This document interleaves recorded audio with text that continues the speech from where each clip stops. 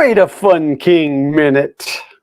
Hey everybody, welcome to Project Talk, your favorite Sunday afternoon, 4:30 p.m. Eastern Standard Time live stream on the YouTubes. I am Glenn from Fun King 3D and Fun King Garage. I didn't have any clean Fun King 3D shirts.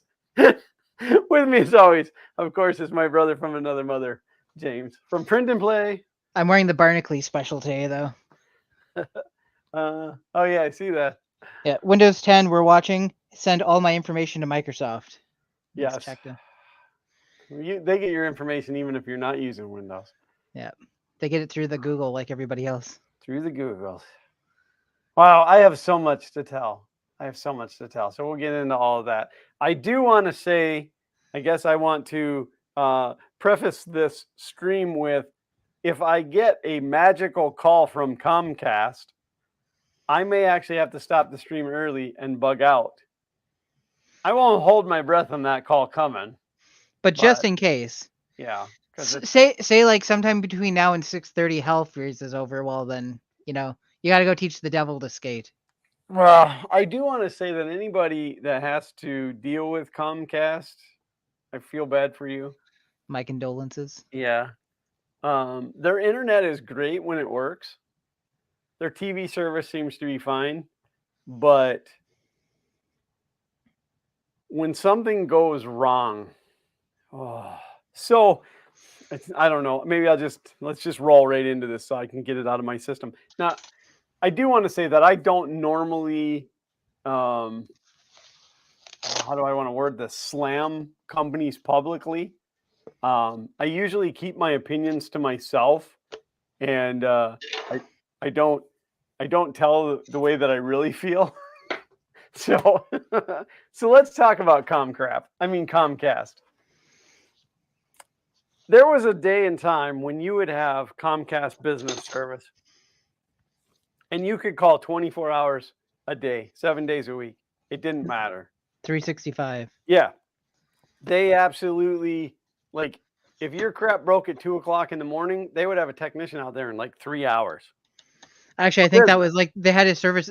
You had a service agreement with them that was like your service will not be down for more than X number of hours before you're compensated, and we send somebody and all that jazz. Because again, this is for business, like business. You're using it to make money, to pay employees, to make the world a better place. So I live in Florida, and if you don't know, Florida has a little bit of lightning. So yesterday, let's back up. Let's just tell the whole story. We used a Western Digital MyCloud drive as our file server in the office for 6 years now. I bought it originally because we needed a solution. We were a very small company. In fact, I was the only administrative employee. So we had 2 bosses and myself. Man, do I miss those days. And we just needed a pool to dump all of our data. So I picked this thing up. I don't remember what it cost back then. It has been working flawlessly for 6 years. So this last week, it has decided that it doesn't want to play anymore. It's retiring, and the drive is fine. It just loses network connection. I use a VPN to go from here to the office so that I can work in the office as though I was actually there, without having to actually work in the office. Yep. So I also start an hour earlier than everybody else, which this week I've learned that I actually start an hour and 20 or so minutes earlier than everybody else. Yeah. So I would get up in the morning and start my tasks, and I couldn't access any of the data. I had to, I was actually in the office a week ago today, setting up a new laptop for one of the employees, and the drive was a little bit flaky, but I chalked it up to, well, it hadn't been rebooted in a while, so I rebooted it. So then through the week, like it was going to lunch and not coming back. So I would immediately send an email at 7 o'clock in the morning and say, hey, I need somebody to restart the drive. And around 8:20 or 8:30 or 8:45, somebody would finally contact me because they just got there. We opened at 8, by the way, and reboot the drive for me. So I convinced the boss. I gave them 3 options. Pretty much a basic replacement, which was a Synology single drive. Because Western Digital MyCloud drives now are complete garbage. The interface on them is horrible. Because I bought one recently for here and I didn't like it and I sent it back. So I gave them an option of a single drive Synology, a double drive Synology running the drives in what Synology's equivalent to mirroring is, RAID 1. Yep.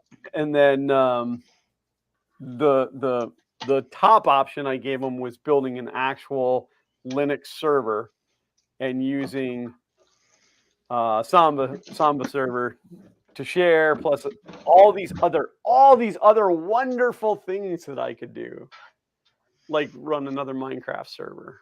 No, I didn't tell them that.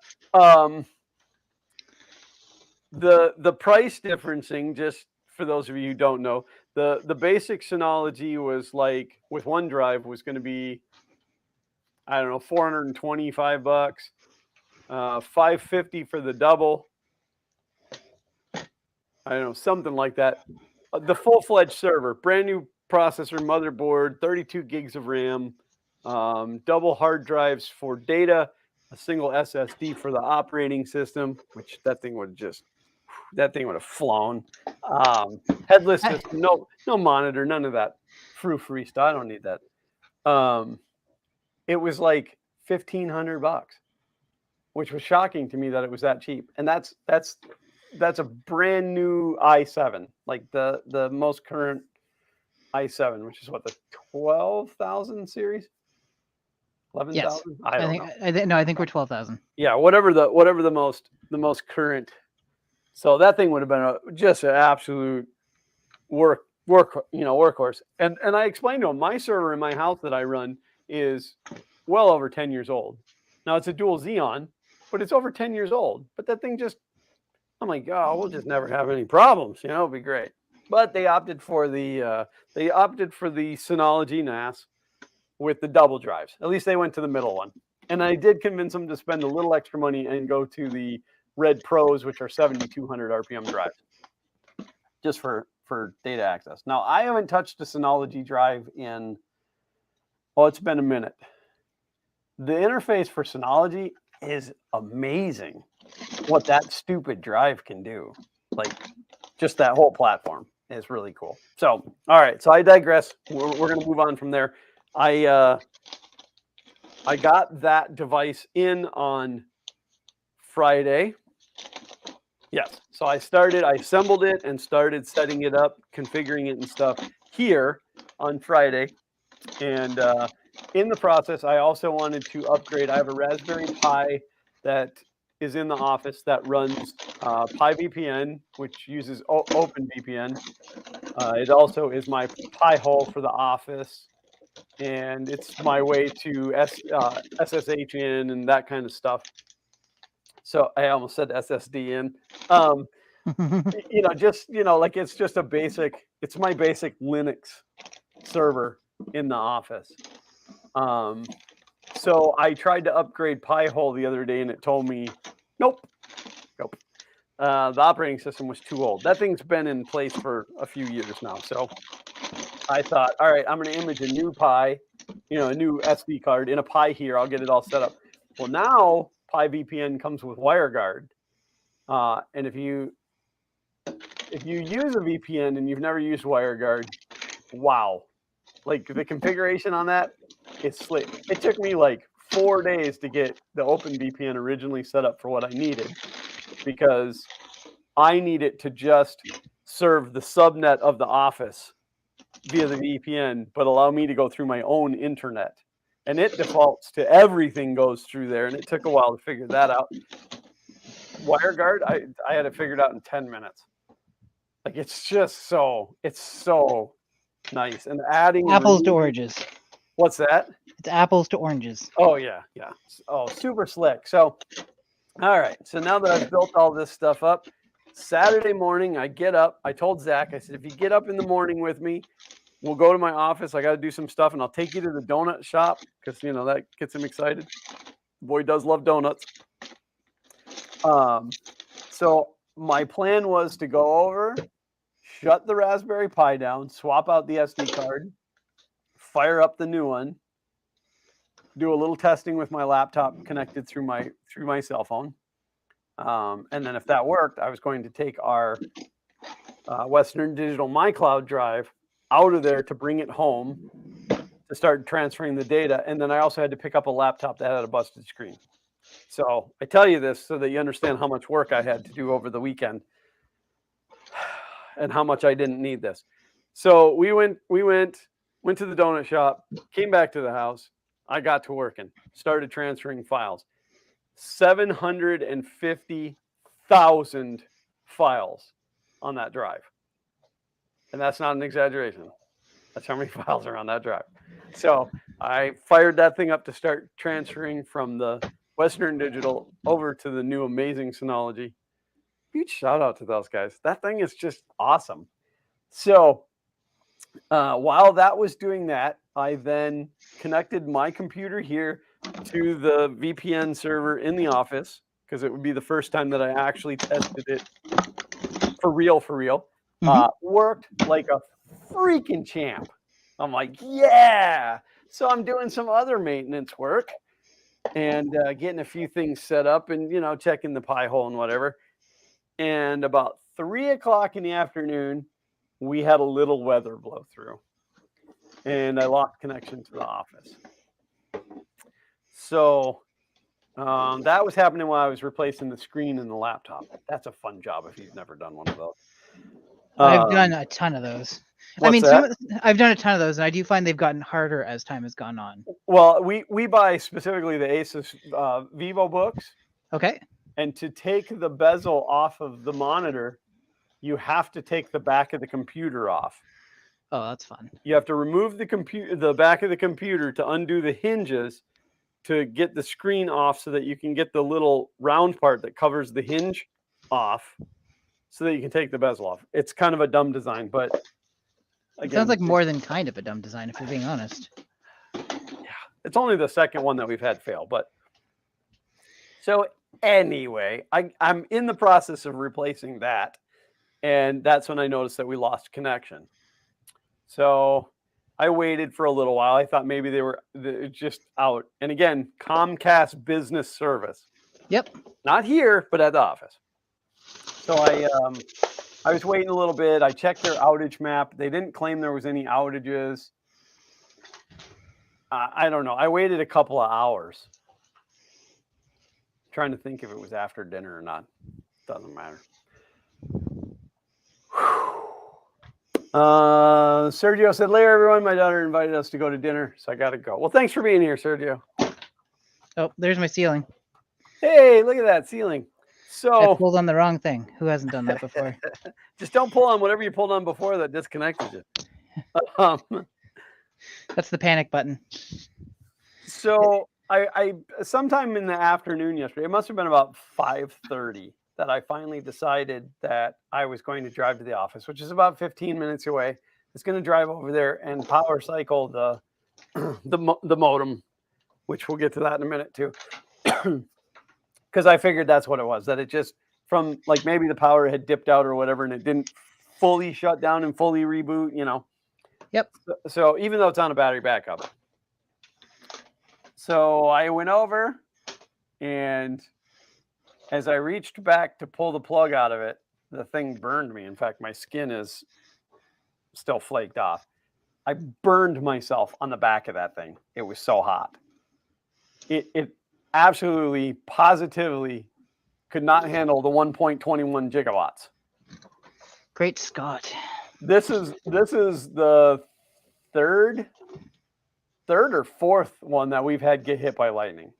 And that's because when the knuckheads ran when they ran the coax cable, they ran it down the fascia of the building and into the attic, but they've got it running right along the plywood of the attic. So it's like it's a lightning rod So any lightning close in the area, it's going to induct into that. So Mark said I'm going to have to get tougher. All right. So modem's dead. I know the modem's dead. I hop on the interwebs. I bleep bloop it down into the Googles. And let's talk about him in a minute too. Who, Google? No, Derek. He got a TV show. Oh, that's good for him. He's going to be on Motor Trend. So anyway, I popped it into Google just to see when the local Comcast store, the Xfinity store, closed, and it closed like a half hour earlier than it was then. So I took the modem and I went home. No lightning rods on the roof? Nope, not in Florida. You want to convince your neighbor to put up lightning rods. You want the lightning to be away from your place. Yeah, they attract more lightning than they solve. So I took the modem. I disconnected everything. I wasn't going to leave it plugged in because the thing was going to catch on fire. All of the LAN port lights were solid lit. Like they just, as soon as you plug it in, they just turn on. No blinkies. So I took it out of there to go to the Xfinity store today. So they don't open until noon. Well, if you look at their paper sign on the building, they opened at midnight, but I think they meant noon because that's when they opened. I walk in and the guy said, "What are you here for?" And I said, "This guy hit by lightning." And he said, "Oh, we don't do anything with Comcast business here. The best we could do is order you a modem. It'll be here in a week." So I said to him, "I'm completely dead in the water." And he's like, "Well, you have to call business, the business support line." And I said, "They're not open. They're not open on Saturday nights and Sundays." And the guy's like, "Well, there's nothing I can do for you." Which, like, fair to him, it's not his fault. No, you're right. But he works for Comcast, and I'm going to take it out on him. No, I was nice about it. I huffed as I walked out the store. But you just punched him in the face repeatedly. Like, right. Yeah. Stop. He kept screaming, "Stop hitting yourself." Kicked him right in the jewels. What's the difference between the consumer and business modems? This modem I've never seen before. This is a new one that they have. It runs the same interface, but it's got 16 ports. Yeah, it's got 16 ports on the back of it. Plus, it's got the telephone. It's got the telephone portion of it built in as well. So as soon as I got out of the store, I started calling again, which the automated system just runs you in loops until it hangs up on you. Like, "Nope, sorry, nobody can help you. Call back tomorrow," and they hang up on you. So when I got home, I decided that I was going to call the regular Comcast number, 1-800-COMCAST doesn't care, and just ask for either sales or customer service or cancellation department. I didn't care. I wanted a human on the phone. So I buggered through the menu until I got a young lady who was very nice. She was hard to understand. She had a very heavy accent, of course, but we worked through all of that. And was it her that told me? Oh yeah, she told me that I don't need to go to the Xfinity store in the future. And I'm like, "No, I don't, because they can't do anything for me." Do you have another choice? I'm working on that, Mitch. We might be looking at some AT&T fiber optic.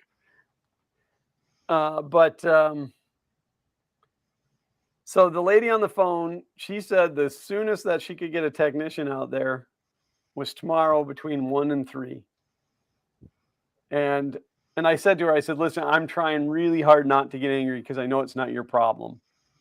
I know you have nothing to do with this." But I said, "This is a business class service in a business that makes money using the internet. Like, we have to, everything that we run is cloud-based.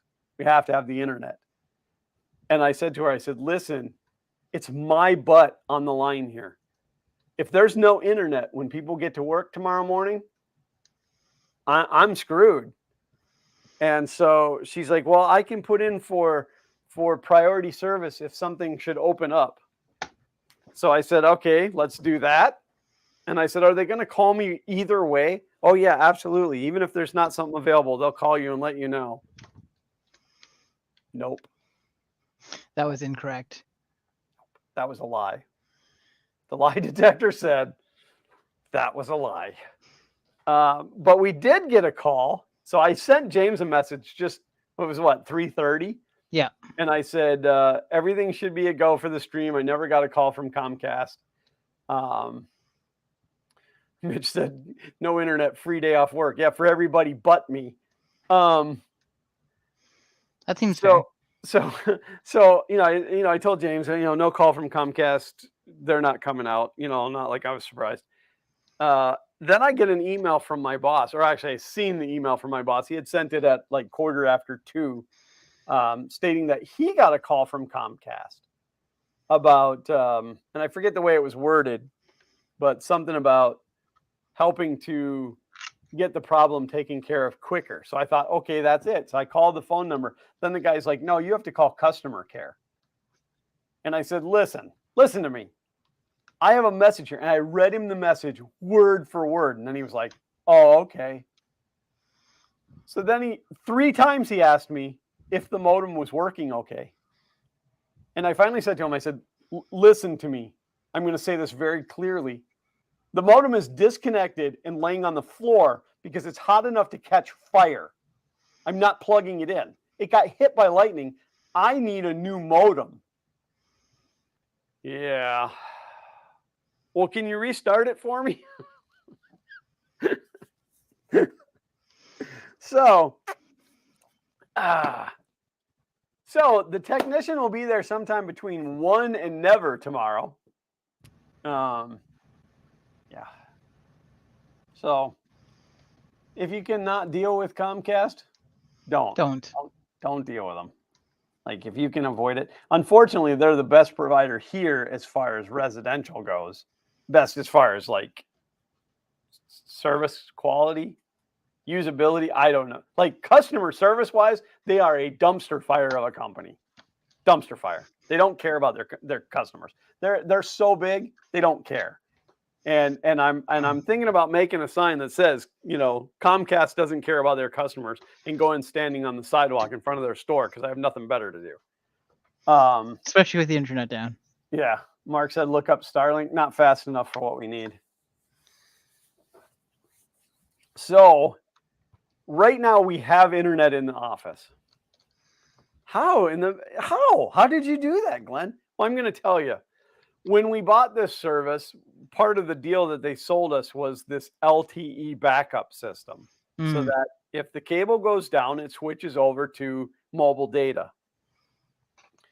When the technician came out to hook all of this up, all this happened because we upgraded our service from like no megabits to gigabit service. And so when the technician came out to hook it up, the guy, nice enough guy, no idea what he was doing. No idea what he was doing. I said to him, listen, I'm going to make the setup really super easy on you. I need you to put your router into gateway or into bridge mode. And then that's it. Everything else is already complete. We plug it in, we get an IP address, boom, we're good to go. So ticka on his computer, and he's like, okay, that should do it. And he starts packing up his stuff. So I go to test it. Nope, not giving me an IP address. So I said, no, that isn't right. Oh, so he's back in there. Ticka. Oh, I see what I did. All right, it should be good. Nope. Still no IP address. So I said to him, I'm very versed in the other modems. I've never touched one of these before. And so I'm kind of walking by his laptop. I look down. I said, that looks like the exact same interface as the old one. And he goes, yeah, they kept it the same. So I kind of motioned to the laptop, and I'm like, do you mind? And he's like, no, go ahead. 2 seconds. 2 seconds I had that thing in bridge mode. Everything. Boom. IP comes up. You hear emails start coming in around the office.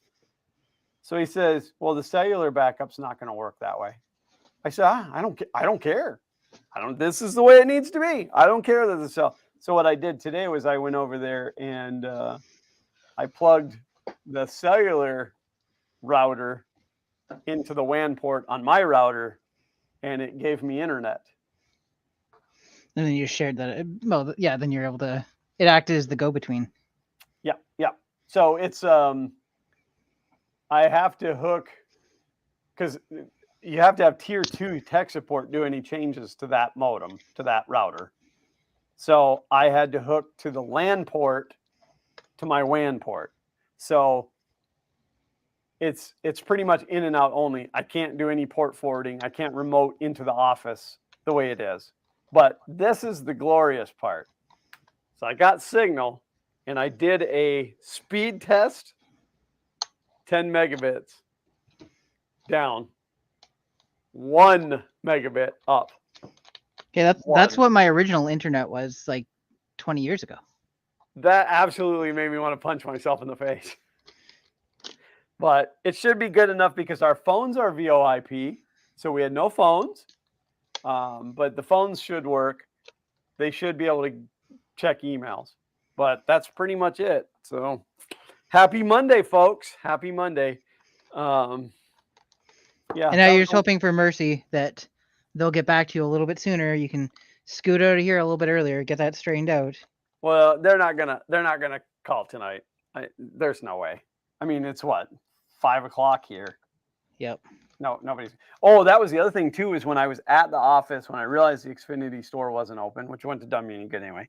And I called then. They told me that there was reported outages in the area and that they couldn't even try to troubleshoot the issue until the outage was fixed. That's been something. So I worked for Time Warner New York 20 years ago, and that was the thing. Like, we were told if there's an outage anywhere near the area, we're not to touch it until the outage has been cleared. Which makes sense, because you can't diagnose a problem if the problem is outside or could possibly be outside. But they could have at least given me the option to get somebody on the phone to schedule an appointment. Maybe I could have gotten an earlier slot tomorrow. Yeah. So, but they just ran me in circles and pretty much hung up on me. So, But other than that, everything's great, right? Everything is really good. I mean, I'm still a little laggy from being sick. I'm trying to get over that. But otherwise, I told you I had the issue the other day when I was mowing the grass. Yep. But I went out and finished mowing it the next day, and no more issue. So I think it was the heat. I mean, that'll do it. I think it was just heat exhaustion, because I haven't really been in the heat in the last couple of weeks. So no garage stuff has been going on. I've had so much like extra work that I've had to do, and then it was like Tuesday. I think it was Tuesday morning I woke up and I realized that I hadn't finished editing. And by finished, I mean I hadn't even started editing. I mean, they go hand in hand though. Like, you got to start something before you can finish it. So, so it turned out that I didn't have nearly as much footage for this week's video as I thought I did, but that worked out fine. I think it turned out okay. I have not watched it yet. I will be honest. I think it's funny. Like, I think there's a part in there that was pretty laugh worthy. I laugh at it and I did it. So, but you're always laughing at yourself. Fan, so I think my biggest fan is 120 millimeter. Mine's 42 inches, but oh my, somebody's an overachiever. I'm trying to just kind of scan down through, because I know I missed a lot of. Mitch said driving to an office sounds awful. I just don't like being around people. I thought don't anybody steal this, because I'm gonna make a T-shirt that on the back says warning, IT personnel, do not disturb. We spook easily. Sorry, one more time. I'm just stealing that real quick. I mean, I think I thought of that last week. Probably did.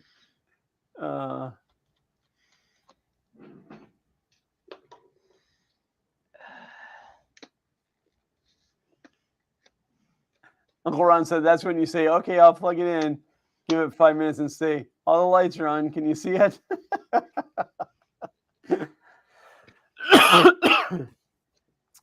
Mitch says, I have Spectrum. So far, it's been good. I used to have Spectrum back when it was Time Warner. I could tell a story about that, but I probably shouldn't publicly. Let's just say that because of my friend and I and the research that we did, Time Warner changed the way they structured their network. We technically found a loophole. We warned them. They told us that it wasn't an issue. So we shut down an entire subnet at midnight on a Friday night. They fixed that problem. Tried to warn them. Plug it in, then start screaming, it's on fire. It's burning my carpet. Oh my gosh, my house is on fire. No, a place of business is on fire. You gotta be consistent. I work in an orphanage and it's burning the children. Little Timmy was getting adopted tomorrow. Now he's just ashes. Mitch said, I see an arcade cabinet behind James. That's not surprising. I have two of them. They're covered in junk right now, but I do have two. He's got a plethora. I got a nice pair. Get told that all the time. Mitch said, I was about to go mow. Now it's pouring rain. Guess I dodged that bullet. Yeah, I did that. I used that excuse for about 2 months, and then the grass was like 2 feet deep. I was supposed to mow before the stream. Now I'm supposed to mow after the stream. Pray for rain. Sanders 3D said, I have a shirt saying, don't touch anything. We are en route. So yeah, it's been an eventful couple of days. But if you're looking for a network addressable storage, that's Synology. It's the bomb. The one I got is like the DS220 Plus. If you're gonna buy one, let me know. I'll give you an affiliate link for it. But the interface on it is like super, super nice. You can actually run a mail server on it. Can you run a female server? Web server on it. Like it's got these plugins. The mail server, they give you 5 licenses for free for the plus, the mail server plus. Apparently you can run a mail server on there for free, but you get 5 licenses for the plus. Then if you want more, it's like $270 for 5 more, or $1,000 for 20, which is what we'd have to have. Well, for $1,000 for the license, you can just build a Linux box and run free mail. I mean, if you know Linux. And if you don't, you can just bleep bloop it in the Googles and it'll teach you it. Yeah. Or you'll find somebody on YouTube that just walks you step by step on what to do. Yeah, it's really not that hard to grab hold of. I find too, like I've done a couple of Linux tutorials, usually around Octoprint and stuff like that, and Docker. And most of the questions I get where people have issues, it's like, I tried to do this and it doesn't work. What's wrong? And it's like, okay, there's the error. And I said, okay. Step 1, I said, start with a fresh install of Linux. No, I'm using this other distro. Okay. In that case, no.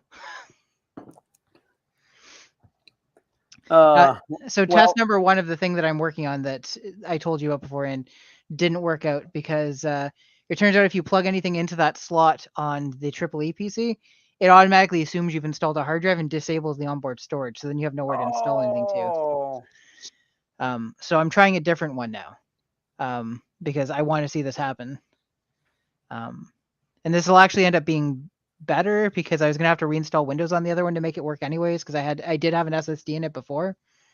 So I need a power. I need to plug it in. It needs electricity. Scott Hackmonkey said, I'm running 2 homebrew Synology boxes. Love them. So can you get Synology's interface, firmware, whatever, and build your own? Or is it only on their hardware? I mean, not that it's the greatest thing ever. I love Ubuntu Linux. I like doing things on the command line. But the fact that they wrote, like, it's web-based and looks like an operating system, it's just brilliant. It's just brilliant the way that it works.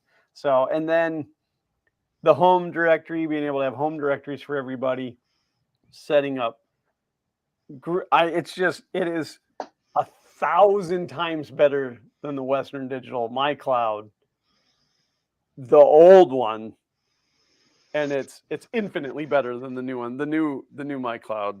Sorry, Western Digital, love your drives, but that thing sucks. So,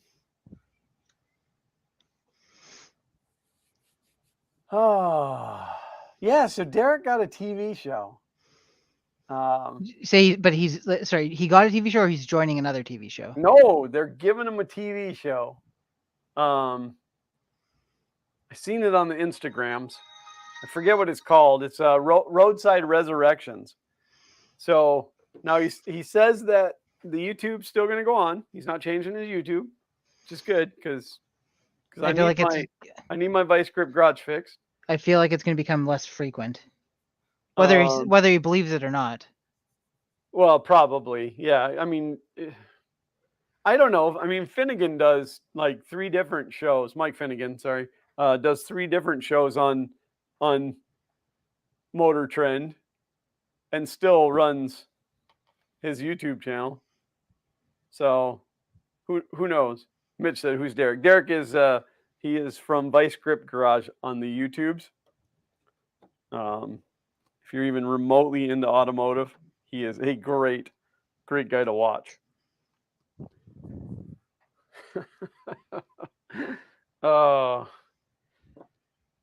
Whew. I feel like that I just talked for 2 hours straight. Is this stream over? You knocked down the first 40 minutes anyways. I am wrecked. That was quite the story. Time for a nap. Yeah. Scott said, I'm using a couple of leftover 4th gen i7 machines to run Exponology. Massively more powerful than the boxes they sell. Handful of limitations, but not an issue so far. That's awesome. Yeah, well, I tell you, when my Linux box failed, yeah, like it's been a couple of weeks of just kicking me in the duals, things failing, but my Linux box, which has now been updated to Ubuntu 22.04 LTS, that thing is just rocking. It's just rocking. So, and then I went to the Paper Minecraft server from I was running Spigot, and now I'm running Paper, which was a huge increase in performance. No lag on it whatsoever.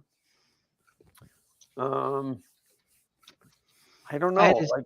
I had a similar experience when I went from classic Minecraft server to Paper. Yeah.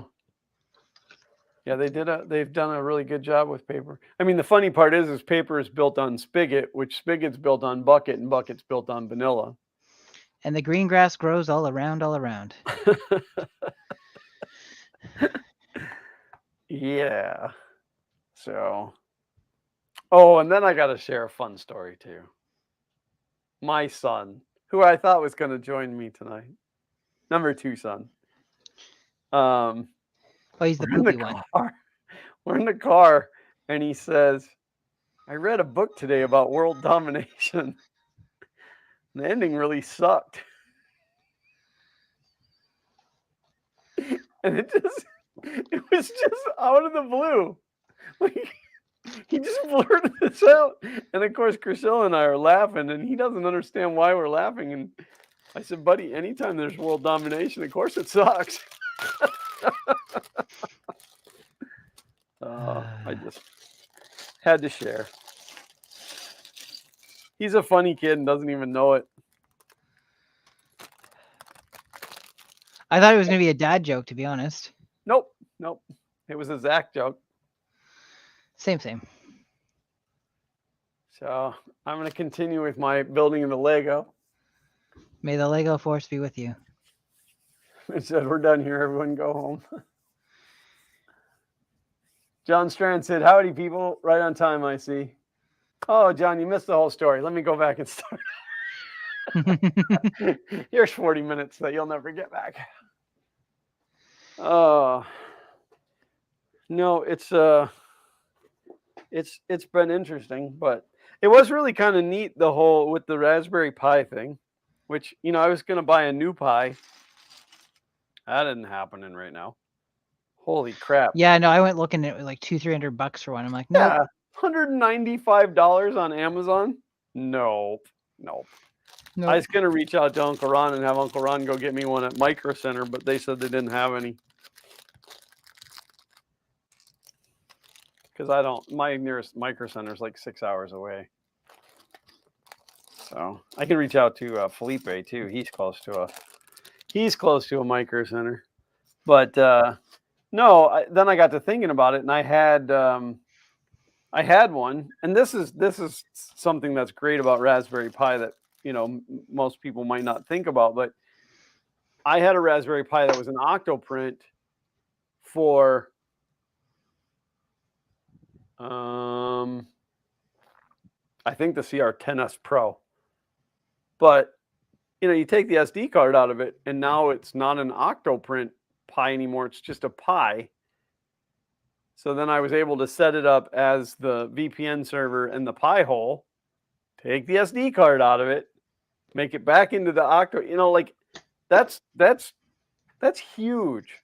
You have a hard drive in a computer that's all set up on something, and then you got to reconfigure everything. And so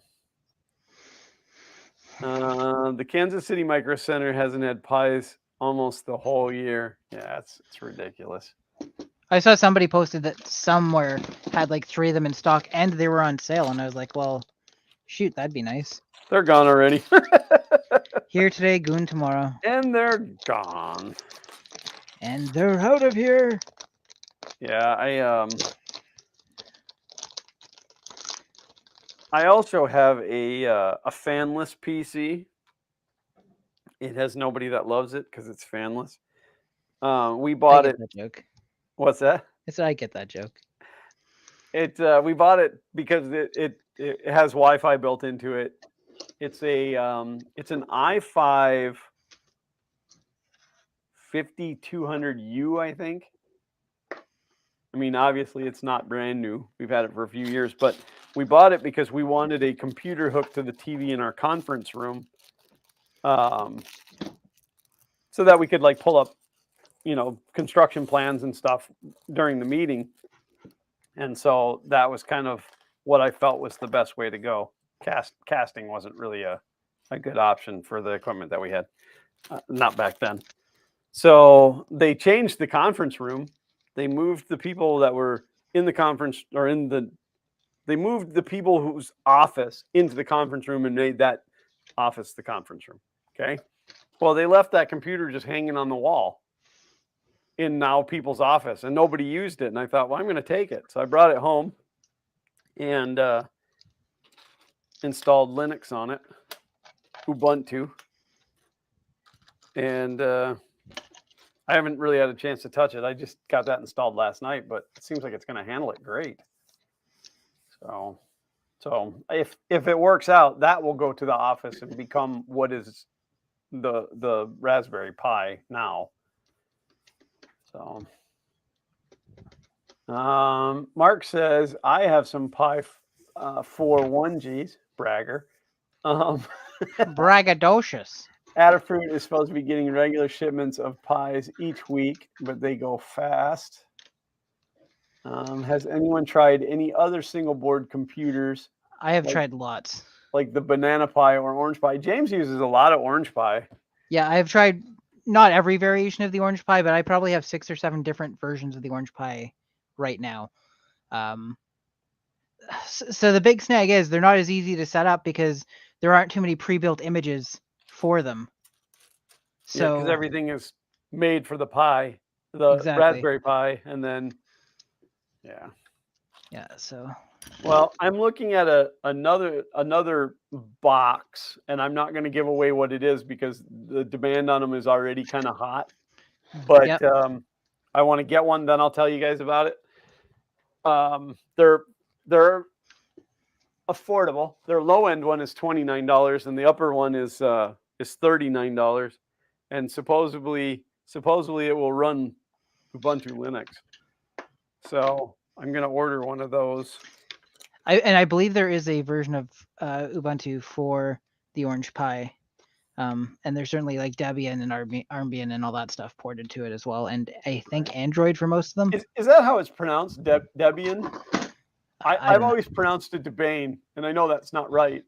I believe it is Debian, but like I can't say that I've ever specifically. That's the hard part. Like I always call it, like, you know, when you up your user right, I always called it sudo, but apparently it's sudo. I think I've always said sudo. Now I don't know. sudo. I always called it sudo, but apparently it's sudo. I mean, I guess that makes sense because I've heard multiple YouTubers say it as sudo. So either a bunch of people are wrong or I'm wrong. So, and I'm never ashamed to admit I'm wrong. I mean, most of what I know I learned through reading, because nobody talks to me. It's true. It's because I don't answer the phone when people call, ask Uncle Ron. Most of our conversations are on Sundays, you and I. Although true. We did talk a bit during the week this week, to be honest. Yeah. Even while I was driving. I would never text while driving. Of course not. Only when I was stopped at a stop sign. Debian, because it's named after the main devs. All right. That's good to know, John. Thank you.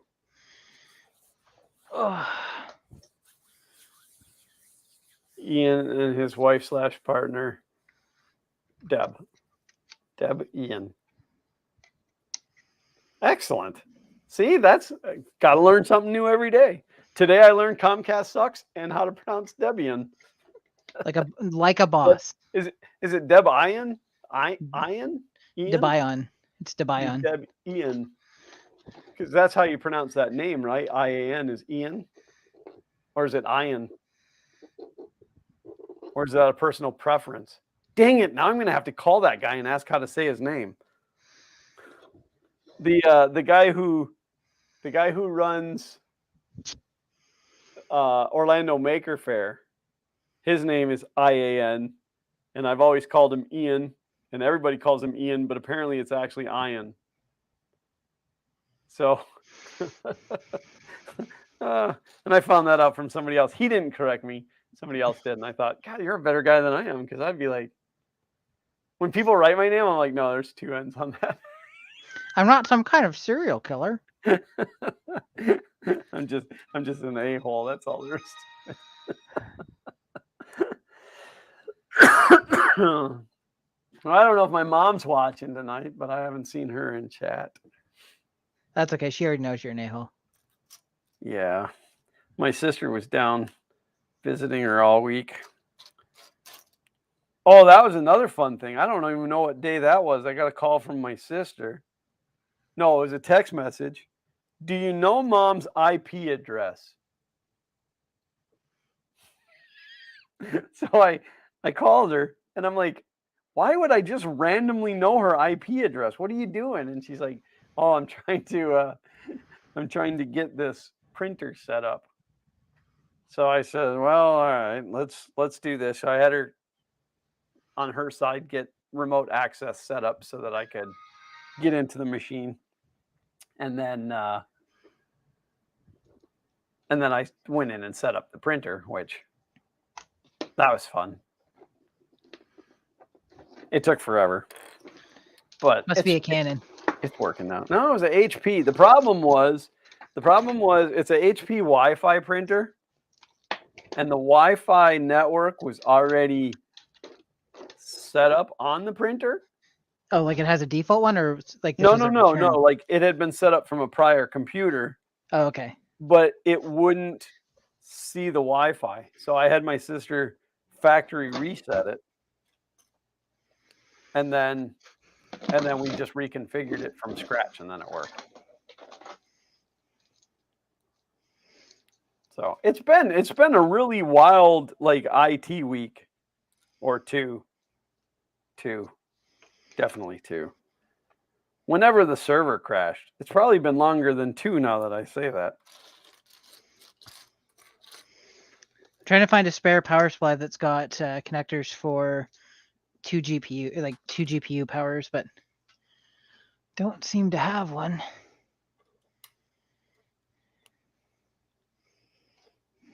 Oh, There's one. Well, and then now that I was looking at new computer hardware to build the new server for the office that they opted out of, now I want to upgrade my computer. Of course you do. That's the way that works. You window shop for somebody else, you end up buying for yourself. Yeah. But I mean, it's really if I pick up the processor, the RAM, DDR4 is super cheap right now. Is it actually? Yeah, compared to DDR5. So 32, I can get 32 gigs of DDR4 for like $100 or a little less than. But if I went to 32 gigs of DDR5, because the main board I was looking at, you can get in each flavor. You can get it in DDR4 or DDR5 flavor. But the DDR5 was like $240 for 32 gigs. And from the research that I've done, there's not really a great benefit to DDR5 yet. That DDR4 is actually a little bit more stable. If somebody knows different, they can correct me. It's just what I read on the interwebs.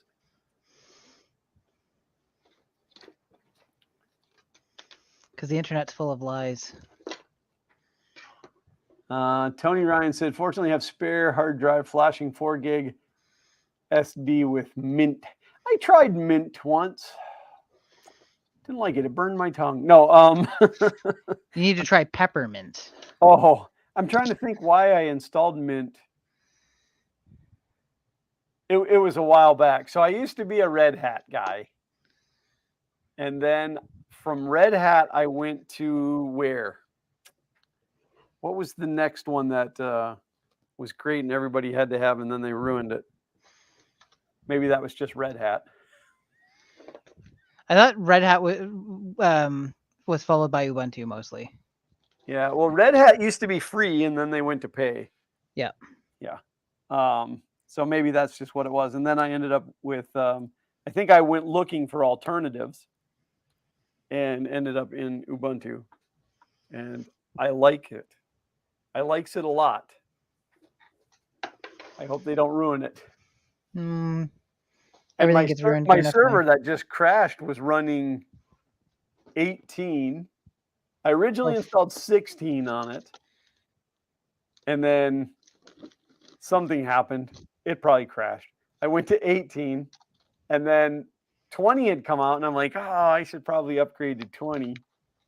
But I never did because I didn't want the hassle. It worked. Why mess with it if it's working, right? And then I didn't even realize that 22 was out when I downloaded and installed it this time. Like I was thinking it was 20. I thought, well, I finally went to 20, and then it was 22, and I'm like, what?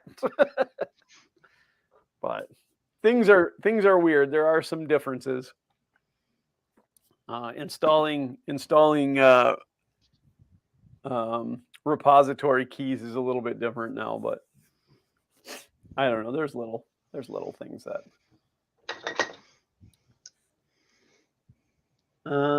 Sanders said, got to run.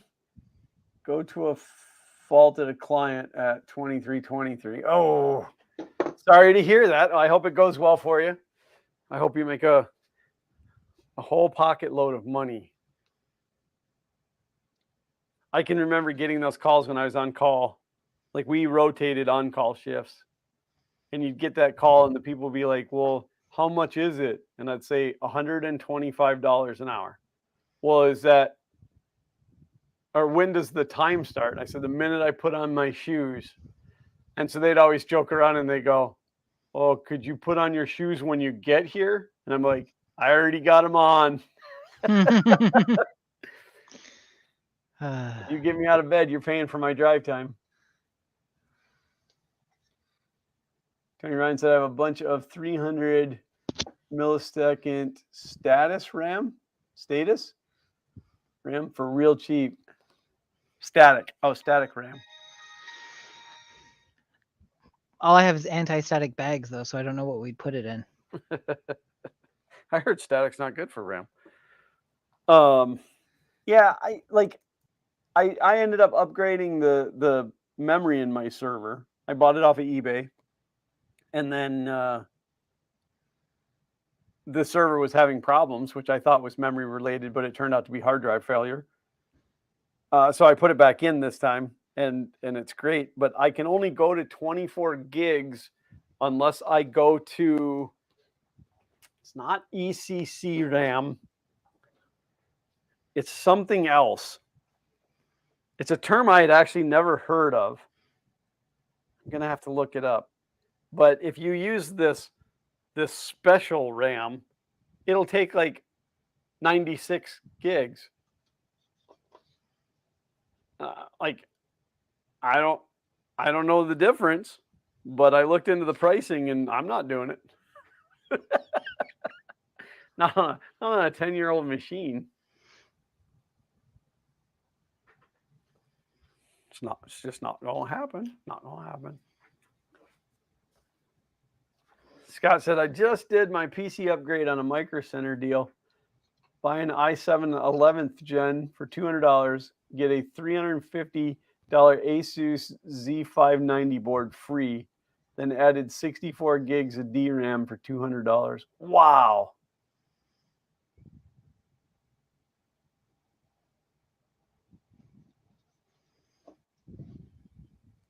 That's just a screamingly good deal. Man, I wish we had Micro Center closer. I used to harass them online about not having Micro Centers in Florida. The guy at the store, the employee, tried to tell me that it had something to do with their warranty because of the way they offer their warranty or something. And I'm like, registered memory. I knew one of you guys would know. You guys are so smart. Yep, registered memory. They register the money right out of your pocket.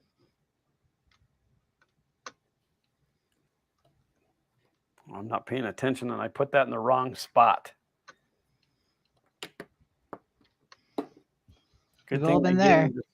They gave me this removal tool. I'm gonna still be building this thing a year from now. Probably. That's why you bought it. Infinite stream material. Infinite content. Yeah, no, I have not. I've not done anything in the garage in like 2 or so weeks, which isn't good. In fact, my neighbor sent me a message the other day and asked me if I was still alive. I said, "You'd feel like a real jerk if I wasn't."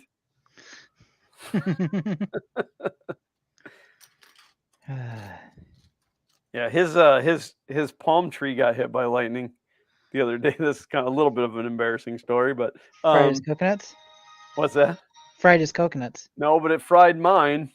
I was sitting on the toilet when it happened, and my bathroom is about 60 feet from that palm tree, and I was sitting there, and like all of a sudden, like my skin felt weird. Like it felt like my skin was literally crawling, and like, you know, static on your hair.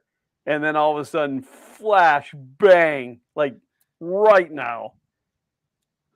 It was a good thing I was sitting on the toilet, or I would have needed clean underwear. There's some good family friendly content right there.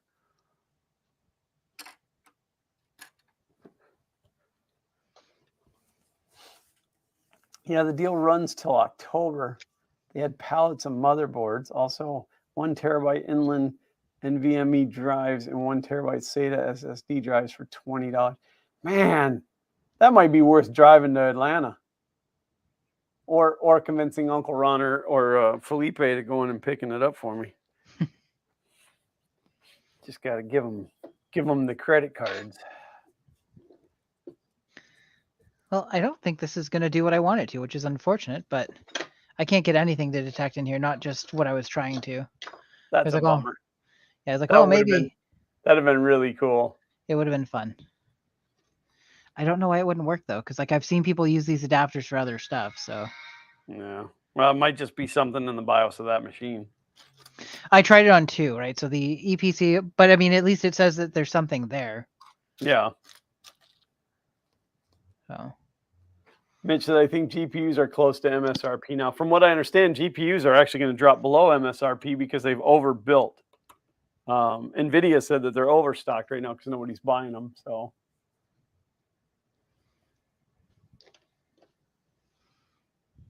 it'd be cool to run Doom on it. Probably can already. Run Doom on what? Your EPC. Oh yeah, it can run various versions of Doom. Probably not anything close to the latest, but the original. Yeah, I'm gonna have to check that Micro Center deal out because I really want to upgrade my machine. Because my thought is, if I upgrade mine, then I can use my parts to build Zach a new one. Because he's actually using Xander's old one that Xander had before he got the one for Christmas last year or 2 years ago, whenever that was. Y'all were there. Oh, that's interesting. Oh, and then the whole password compromising this week. Was that from Plex? That was my initial thought. But that's not the password that I use on Plex. At least I don't think that password was tied to Plex. But I got up yesterday morning and I had a message from Amazon through the Amazon app telling me that there was a login attempt on my account that they blocked because it originated out of Indonesia. And Amazon is smart enough to know that I've never tried to log in from Indonesia before. So good on them for catching that. So then immediately I went into,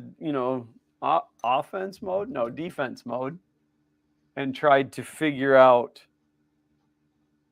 what possibly could have happened.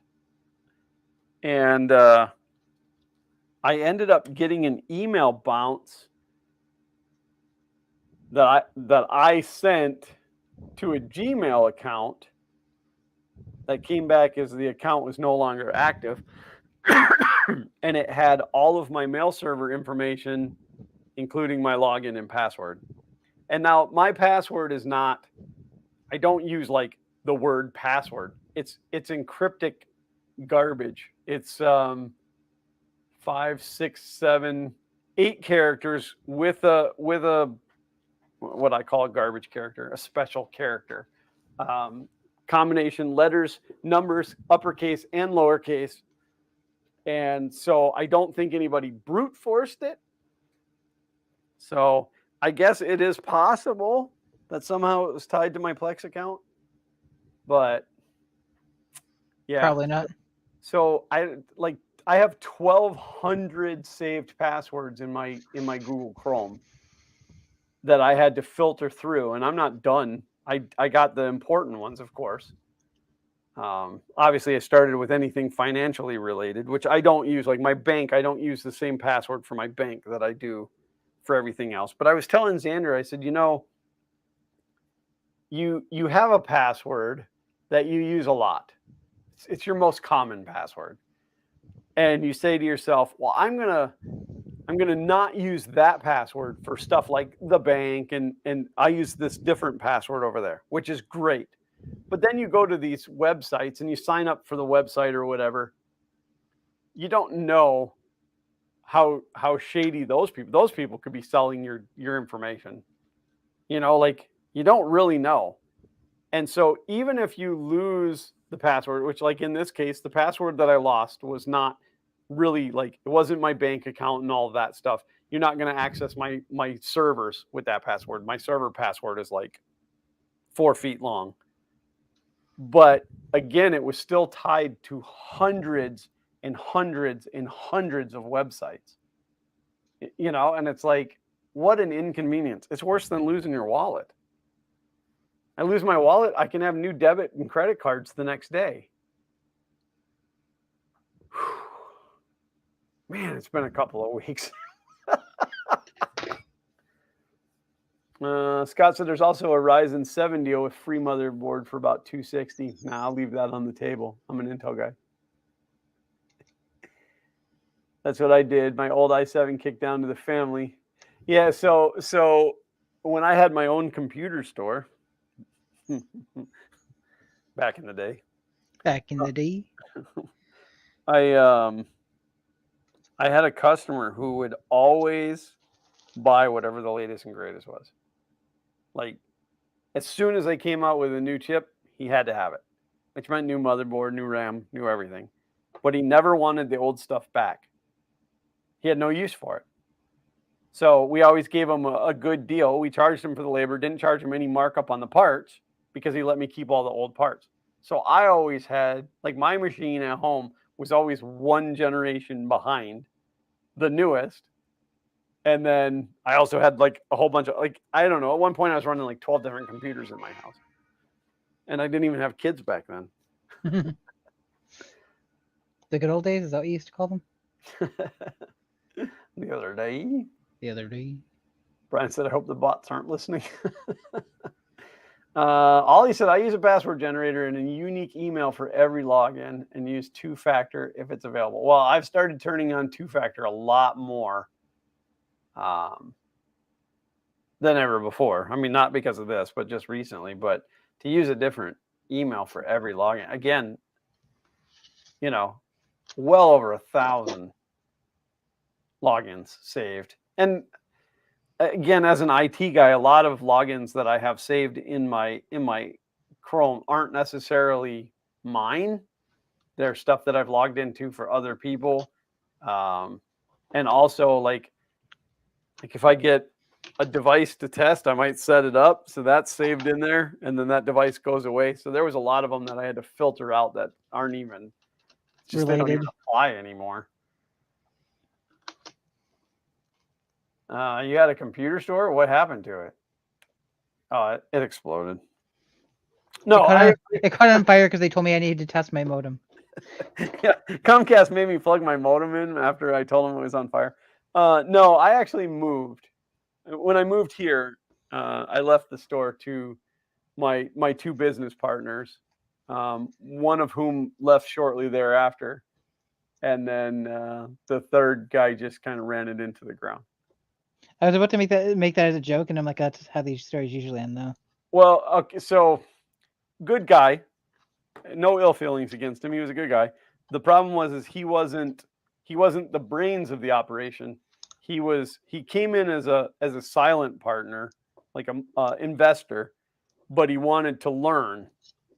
So he was there to learn the tricks of the trade. And I guess when my direct business partner decided to leave, he was just going to hire a technician and try to keep going. But sorry, there's just nobody as smart as I am.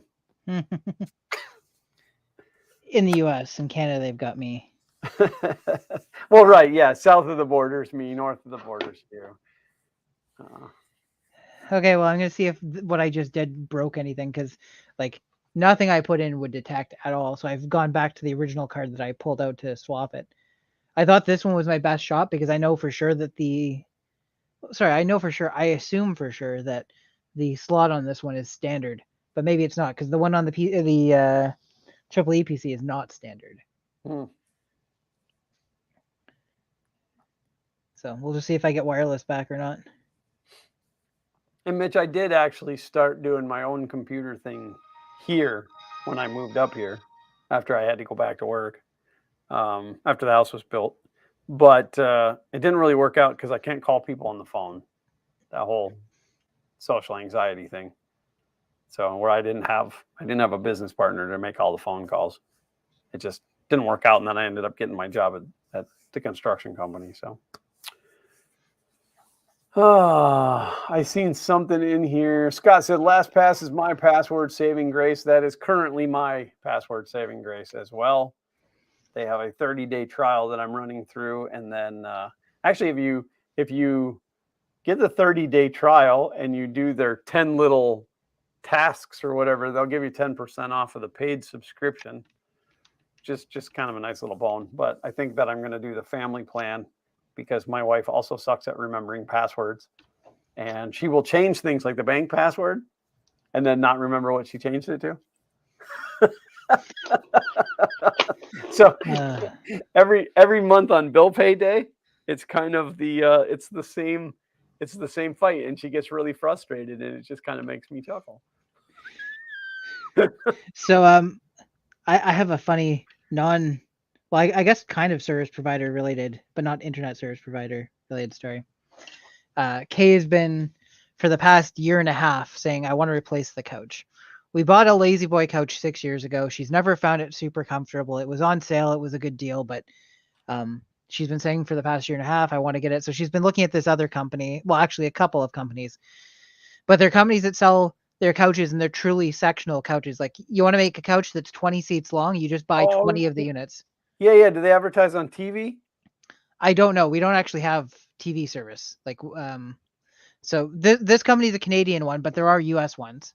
Yeah. I'm not going to say their name until I've had a chance, because we've had it for a few days. Like, you buy the little squares. Yeah, and you put them together. So we bought a 4-piece sectional that has the L. It's in the L shape. And we bought an extra set of arms, so we can then turn that into to 2 love seats, or a 3-seater couch with a chair, or the way it is now. And if we want to make it longer, we can order just another one of those modules and drop it in, and that's it. So each of the modules comes with the seater part and the back. And then you buy, depending on the configuration, you get arms or whatever. Anyways, so we order it, and I assume that, because they're like, oh yeah, it's coming from Montreal, it can be there in like 48 hours or whatever. So I assume that, it's going to be like any other furniture thing, where they have a company that specializes in furniture delivery, dropping it off. That I also just realized Chad has not been scrolling on my side. I'm like, Chad has been so quiet, and then I just realized, oh no, No, it's quite active. I apologize to anybody that said anything to me over the past little bit that I didn't respond to. No, they're not talking to you. They're only talking to me. Oh, that's fair. Nobody likes James. Anyways, so Kay gets shipping notification. She's like, it's coming through Purelator, and it's 15 boxes. Holy cow. So she's keeping it, and she's like, oh, it shows it'll be here tomorrow. Great. And like, so the entire day on Wednesday, it's just sitting on like in transit or whatever. It's not out for delivery.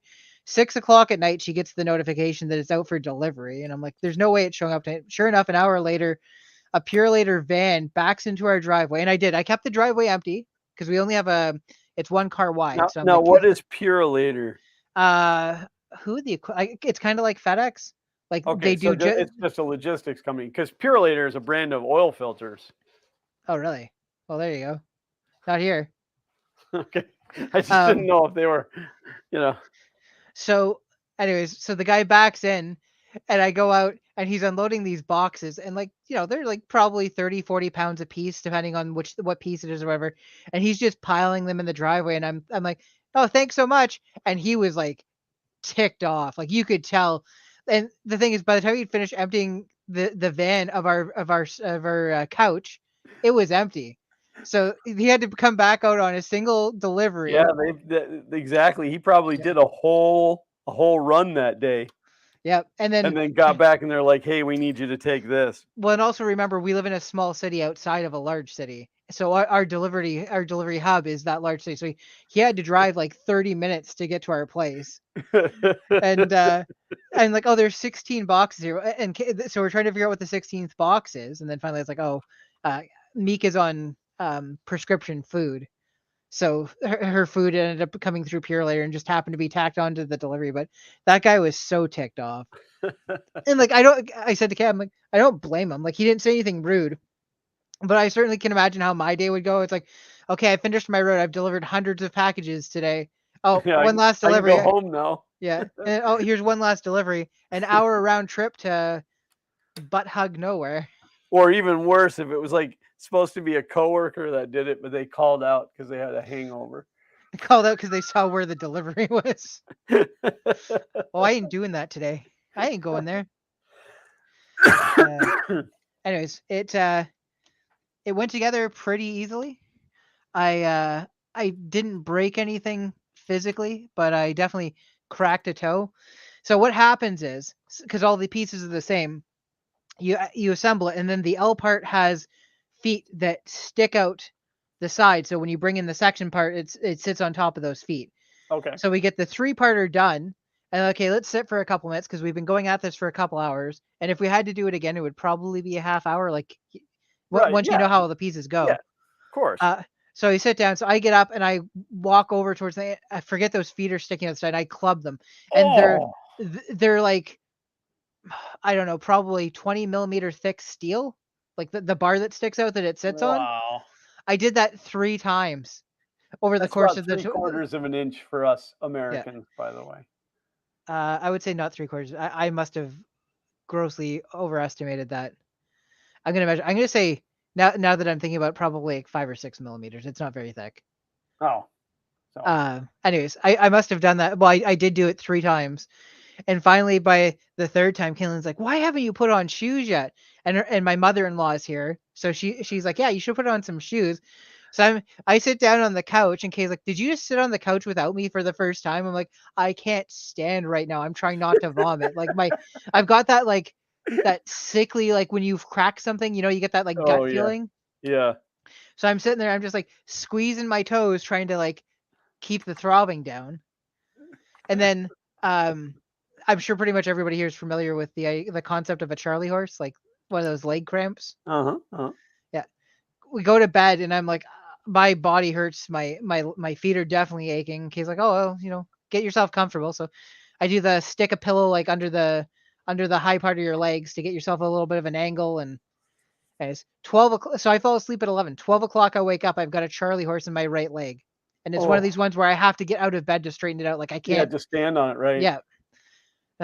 Okay, so and then like it's one of those ones too. I'm like, okay, I think it's gone. And as soon as I lie down and start to bend my toes at all, it starts up again, right? So finally, I get back to sleep. An hour later, I wake up. The other leg's doing it. Get one in the left. Get out of bed. He's like, "What's wrong?" I'm like, "I got a freaking Charlie horse," and I didn't even swear. I said, "I got a freaking Charlie horse in my left leg now." And she's like, "I thought it was your right leg." I was, no, it's been both of them. An hour later, both of them at the same time. And you'll never buy a new couch again. Yeah. Yeah, it was just the first time Kayleen and I slept together in the same bed. We were sleeping in a double bed, and it was pushed against the wall. So one side was against the wall, the other side. So I was sleeping on the inside, meaning I'd have to climb out over Kay to get out of it. And I got a Charlie horse in the middle of the night. It's like 4 o'clock in the morning. And what I meant to say was, Kay, wake up. I have to get out of bed. And it was one of the worst ones I've ever had. It was like my leg was actually cramped up to the point where my heel was touching my butt. So instead of saying, Kay, please move, I need to get out of bed, what came out of my mouth was, oh! So Kay wakes up to me screaming in pain. And she goes, what's wrong? What's wrong? And I'm like, okay, take a deep breath. I'm going to tell her. Second, oh! So she's freaking out. She's what's going on. My dad comes running in and goes, "Oh, he gets these cramps in his leg. You're gonna have to like let him out." And I'm reefing on my ankle, trying to get my leg straightened out again. I don't know why she stayed with me. We don't know either, but. Anyways, well, my big video idea is kind of shot, so that's unfortunate. Sorry, my other big video idea. My first big video. You could still shoot it as a failure. I can change it from I do to can we? Right. I'm worried that there might be something wrong with because like there's always a chance too that this adapter's no good. Yeah, right? Like the issue. If you don't have something that you could plug it into that would work, Yeah, exactly. I do not. I don't know me. See if they have a banking app for my wife that uses biometric password, which is actually part of the problem because our phones do that, and so that's where she goes to log into the bank from all the time. But I am actually, if somebody's got a recommendation for a decent biometric scanner for Windows, I'd like to add one to my PC, and if it works out, then I would like to add one to her PC as well.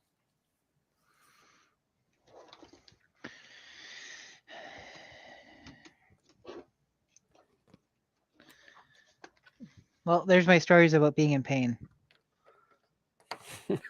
Everybody's favorite stories are the ones where I suffer, from what I can tell. Well, that's the way life works. Kay's been listening to this song. and it's called Struttin', and it is like the most chaotic song I've ever, and it's catchy. That's the problem. It's like it's got a tune that gets stuck in your head. Okay. It's like an earworm. Yeah, so it's like strutting my way on over to you. Do you like my strut? I like yours too. And then there's a part he's like, if you like my strut, I can walk up front. You can check out my butt, objectify, but don't cross the line. But like the guy's voice, I don't even know how to describe it. I should probably go see if I can find it and just link it. So my singing doesn't get you flagged.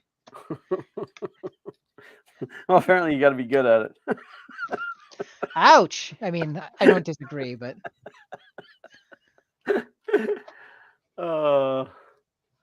Did this mouse stop? Okay, I was gonna say I thought the mouse stopped working.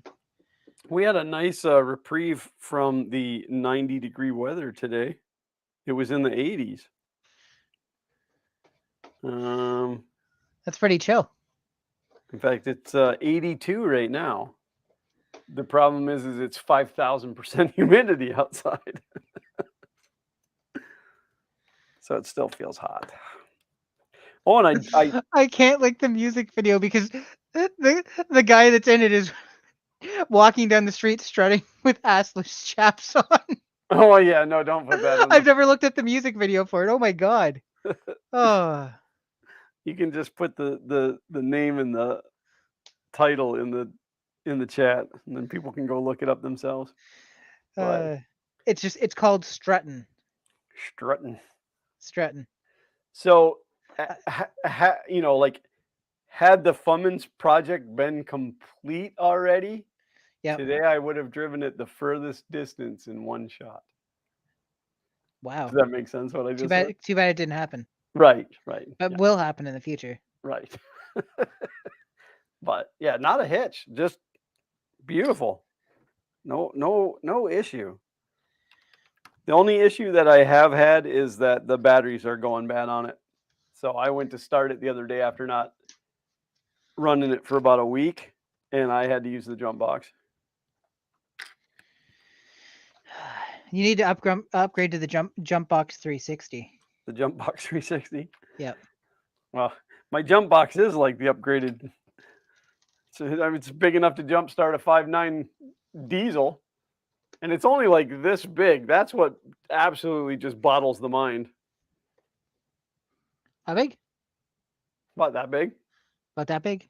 About here, like wrong camera. About that big. I was looking at my parents. Backstory: my grandparents built a cottage, and where I'm from, we call it a camp. But my grandparents built a log cabin cottage. I think sometime in the 60s. Going back quite a while. Back no when electricity. It was affordable to do. Yeah. Well, and the thing is, it's there's no electricity, there's no running water up there, and like it's an hour drive to the nearest place with electricity. Like excellent. Yeah. That sounds like the perfect place. Yeah. No phone, no cell, like no service whatsoever. No phone, no lights, no motor cars. Not a single luxury. Like Robinson Crusoe, it's as primitive as can be. So there is some internet up there. So things have slowly evolved. For a while, it was you could get satellite phone up there. So you could have a phone for an emergency or whatever. But it was outgoing only. You couldn't. Yeah, no satellite phones, man. If you have a satellite phone, T-Rex will eat you. Yep. Anyway, so everything up there is propane, including the fridge. And so the past couple of times that my parents and my brother, sister-in-law, and nephews have been up there, it's triggered the carbon monoxide alarm. Okay. So after giving the fridge a thorough cleaning, getting like the burner and everything cleaned up, it did it again. So finally they said like, that's the end of that. We're gonna get a new fridge. It's because the fridge is also like old at this point too. So you don't risk lives over saving a buck. Right. But then my mom is talking about it, and she tells me how much it costs, and that's her business. I won't get the exact amount, but like you're in like mid four figures. And I was really? Like, yeah, like And like I looked first, and I'm like, oh, because like I checked like Home Depot and Amazon and stuff like that, and I'm like, well, maybe it's because it's a more specialty thing. You'll get a better deal if you go to a place that specializes in that, because that's not the type of thing that you sell a lot of. But nope, that's the price of them. So I said to my mom, like, it's too bad that because it's an 8-hour drive for me to get there from here, and we haven't been able to visit with the stuff with Kay. Right. And I finally said, I'm like that price there, you're almost into territory where we better off getting you electric fridge and a solar system with the battery, like with battery storage, or a generator. Well, they looked at generator. The problem with the generator is the noise. Yeah. So I have an uncle that's got solar, and he has a generator backup, but like you wouldn't want that running all the time, especially since it's right on the lake. So that's like everybody's going to be able to hear it. Yeah. But yes, I couldn't get over that. And like we're not even talking about an even a regular size fridge. It's smaller than an average electricity fridge. So like an RV size? Yeah, how about that? Wow. It's not bar fridge size. It's bigger than a bar fridge, but yeah. Well, I mean, my RV had a pretty decent size. Like it had a freezer on the top, and I mean, it was probably, I don't know, 2 feet wide and 6 feet tall. I'd say it's like it'd be good enough to hold food for like 2 people for a week. Yeah.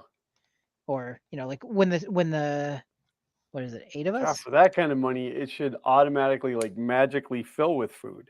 Absolutely. So I said to her, I'm like, I started looking into it, and I had found like one solar package that like might do it, but like they might have been restricted like bar fridge size for like $3,600. But I'm like, but then you think about all the things that having access to electricity does for you up there. Right. But anyways, if it's in butts, we're candy and nuts. Paul Cumber has come in. Hi, Paul. How are you? Hey, Paul.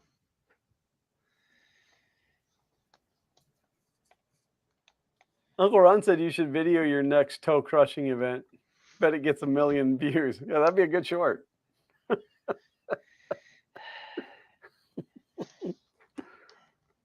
Yeah, Xander and I were talking about stuff like that.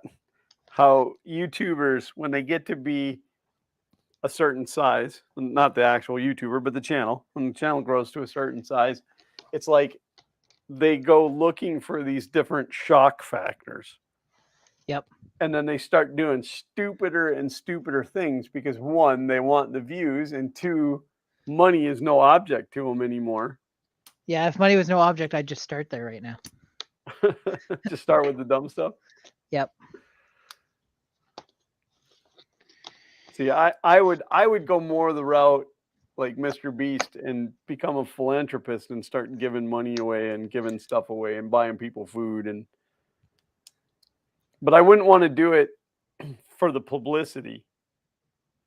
Like, if I knew somebody needed a car, I'd go buy them a car and leave the keys on their doormat, and then just like leave and not say anything. Guess that wouldn't be good for content, though, would it? Well, and the thing is, there is something to be said. I appreciate what you're saying, but there is something to be said about making that stuff public, because the more views you get, the more money you get, the more money you get, the more you can help people. That is true. So I've never minded that Mr. Beast makes, because there's a lot of people like, oh, yeah, Mr. Beast he just does this to get an audience. I'm like, yes, but the more audience he gets, the more people he helps. So even if there's some self-indulgence, it's okay. That you're sending like so much food to a food bank, they have to share it with other food banks. I don't care if you're only doing it for the audience. Yeah.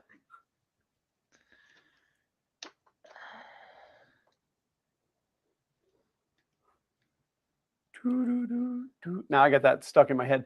Uncle Ron had a question. He tried to call me before the stream, but I was still dealing with the Comcrap people. But he had a question about electrical. Paul Cumber says, I need a new bike. Anybody wants to donate a bike to Paul Cumber? Is that like a bicycle or a motorcycle? But Uncle Ron had a question about an electrical issue on an E450. And of course, whatever the problem is, my answer is come and swap it. I still haven't still haven't been able to afford to fill the tank to really know. I mean, once the truck is done, to know what kind of fuel mileage it's getting. But if it was up and running, I would have put $100 worth of fuel in it the other day. And it's just not sucking down fuel the way it did. So it's definitely better than it was as the 6.4. Of course, I don't drive it like a race car anymore. When it was the 6.4, I drove it like it was stolen. It's not rolling coal anymore? No. Once I got the tune situated correctly, it does not. I didn't want it to. In that one case, it was nice to have that option, but it's not what I was looking for it to do. Paul said, a bikey ride. Bikes shouldn't be too hard to find. Our local college auctions them all the time. Look into that, Paul. If you got a college near you, because the students there, of course, you're up north, it might be different. The students here, they all buy bikes to ride around the campus, and then when they're done at school, they just abandon the bikes. The publicsurplus.com auctions, they will auction like 20 bikes at a time, and they go for $10 for all 20 of them. It's crazy. It's crazy. All right, Uncle Ron says, my buddy has an E450. The guy has added a radiator hose, water temp gauge. Now one headlight barely glows. So the issue is the headlight. They put in a radiator hose and a water temp gauge, and now the headlight. Check the ground on the headlight. I almost guarantee you have a bad ground on that headlight. Not you, him. But, and that is, if that's the issue, you definitely want to look into it, because it will cause a high amperage draw on that headlight, and it will burn your alternator out. His, not yours. I mean, if his bad headlight burns out your alternator, I want to know about it, because we have to do some research.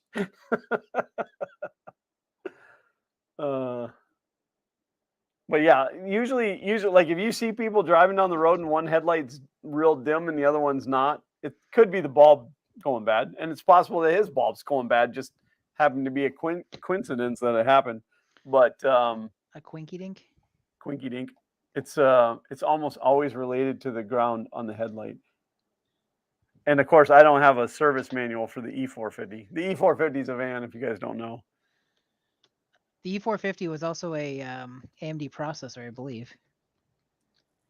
Well, that's probably got a bad ground too, being an AMD. Actually, you know what? I think it's an Intel one, so your comment's probably correct.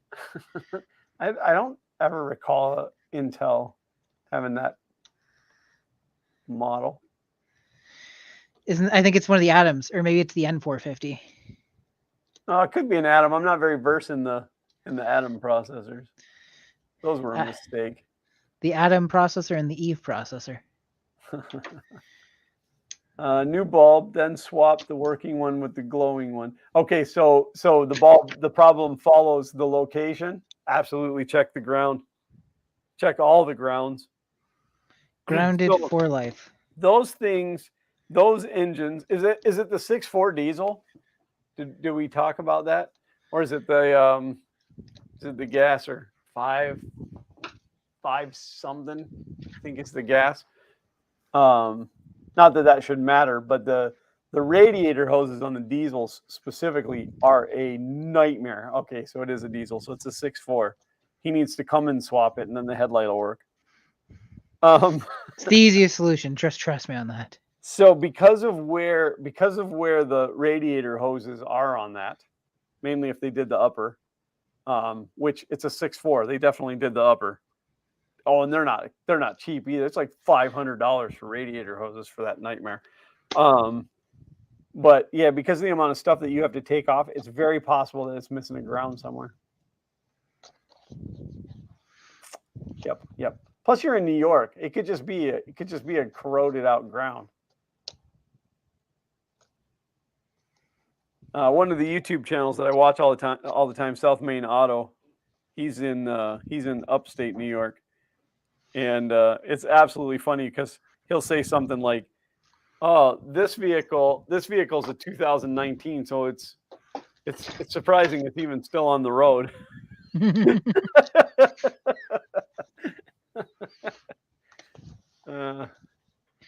I'm trying to think if that. I think the headlight, of course, it would affect the other one too. It's got to be a specific. Oh,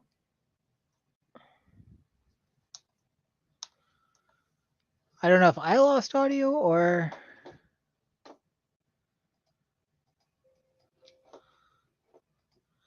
Can you guys still hear me, or you can hear Glenn? I can't hear you guys. I can't hear Glenn anymore.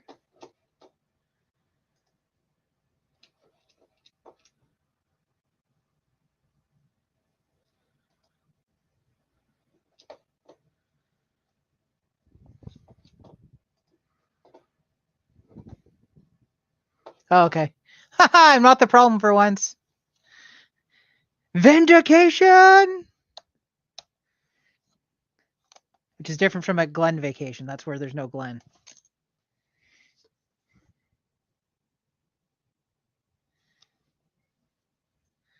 Oh, one of the keys is broken on this keyboard.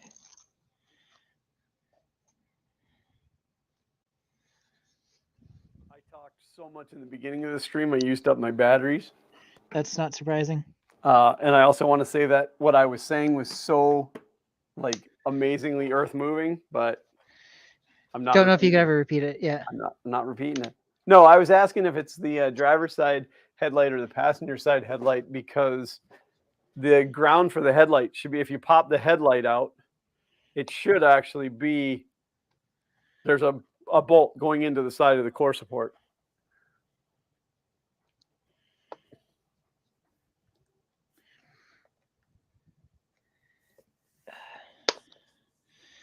Ron said enunciate so we can read your lips.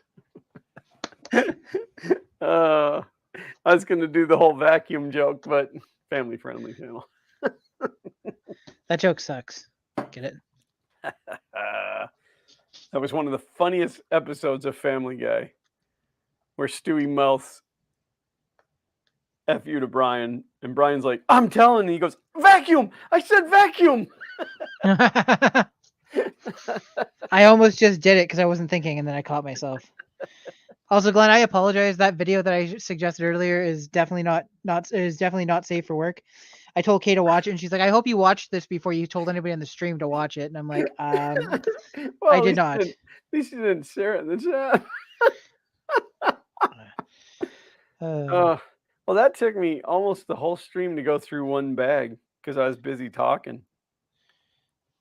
So I still have 1, 2, 3.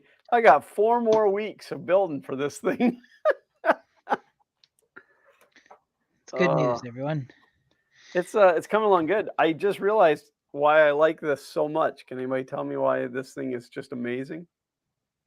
Is it because it's got black and yellow in it? Yeah, it's got black and yellow stripes. It's got little Fun King stripes on it. It's got Fun King stripes on it.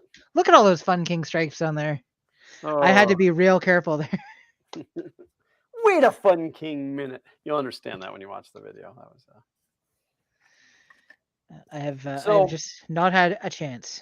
I am getting better about filming things. I mean, not lately because I haven't filmed anything, but like even as the Fummins progresses, and then like I got the GoPro, I got better about setting up both cameras and trying to get better angles.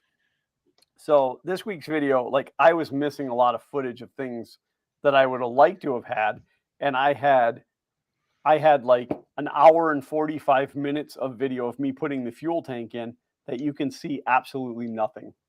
So of course I didn't include that in the video. Nobody wants to watch that. And if you do, you have a problem.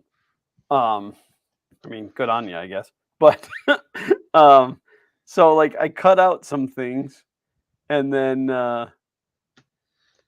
there was some stuff that should have been covered that I think it didn't get filmed because I was frustrated, or maybe I just wanted to get it done. I don't know, but I've gotten better about not doing that, not just doing stuff because I want to get it done I know that my life, it has to have a camera. It has to have a camera pointed at it. So Uncle Ron says watermelon looks like I love you when you're reading lips. Let's see.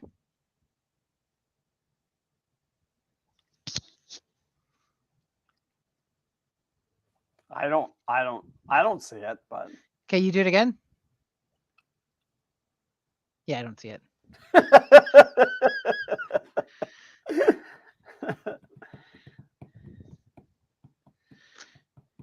Potty breaks, lunch breaks, more video than you want. Yeah, no, I'm not taking the camera to the bathroom. I won't say that I'll never eat on camera because it could happen. I mean, I don't typically eat in the garage though. Like once in a while, if I've been in the garage for a long time and I'm really involved in something and I haven't eaten, Grisilla will bring me out a sandwich or something, but which I eat with very dirty hands at that point, and I don't care. But you know, like some of the YouTubers you watch, and then like they just start eating lunch and they film that, but that's not really something you want to see with this. But I think some of them do it so it's like I'm having a personal chat with the camera. So I've brought you in on my lunch break so we can discuss what's going on. Yeah, like, but it's usually just like a clip of them eating and then they're back into whatever. But I like to go into the house and sit down at the table and eat. And that also gives me then a break to be with the family, because none of my family comes out to the garage while I'm working because it's hot and dirty. I just assume they just didn't want to deal with you. They could be that too. I don't know. It's fine. Have you seen my garage? It's glorious, and I have lots of tools. I don't need people. I'm having a heck of a time getting this thing apart. I'm usually pretty decent at. Tony said, I don't tune in for the video. I like the ASMR grunting. And you may throw something. Not my tools. I'm not throwing tools. It really, it's not that it doesn't happen. I get frustrated. But I work at a pace that really doesn't call for me getting frustrated very often. I mean, like, I'm not on a deadline. So if it doesn't work out, it doesn't work out. If I spend 3 hours fabricating something and it doesn't work, I don't care. I got to spend 3 hours fabricating something. I love fabricating stuff. You know, like where I get irritated. And I mean, even okay, so Sean's truck, that thing is a nightmare to work on because it is so rusted out. Like dangerously rusted out. So everything takes 10 times longer. And so when we were doing the struts, the first video of that, when we were doing the struts, by the time that we got into the rear of that thing, I was tired. It had been a whole day on a job that should have taken 3 hours. But even then I wasn't frustrated. I was just tired. So then I lose my fun of the Fun King. You know, I'm just like, I just want to get this done. I just want to get this over with. So you don't like a bit of 90 weight on the side for flavor? I hate gear oil. I hate gear oil so much. Thinking about it's going to make me gag. When I mean, in the future, when I rebuild the rear end of the Fummins and re-gear it, for days walking into the garage, you'd get smacked by that smell. Yep. Oh, I hate that smell so much. She's a heavy smell. That and the smell of silicone caulking. Like it's got that almost like hot sauce smell, like Tabasco. Yep. I don't know. There's something about the smell of silicone caulking that I don't enjoy. Paul Comer said, I used to help my dad work on cars or trucks. I miss doing that. Yeah, I really wish that my kids would get out there more. I told Xander, I said, our Ford Flex is due for an oil change. And I said, you're going to do it. I'm going to teach you how to do an oil change. I don't want to. Too bad. Too bad. It's something that you need to know. So, caulk smells like vinegar. Caulk smells like vinegar. Yeah, there you go. It's definitely, silicone's definitely got a vinegary smell. I'm not a big fan of the vinegar either.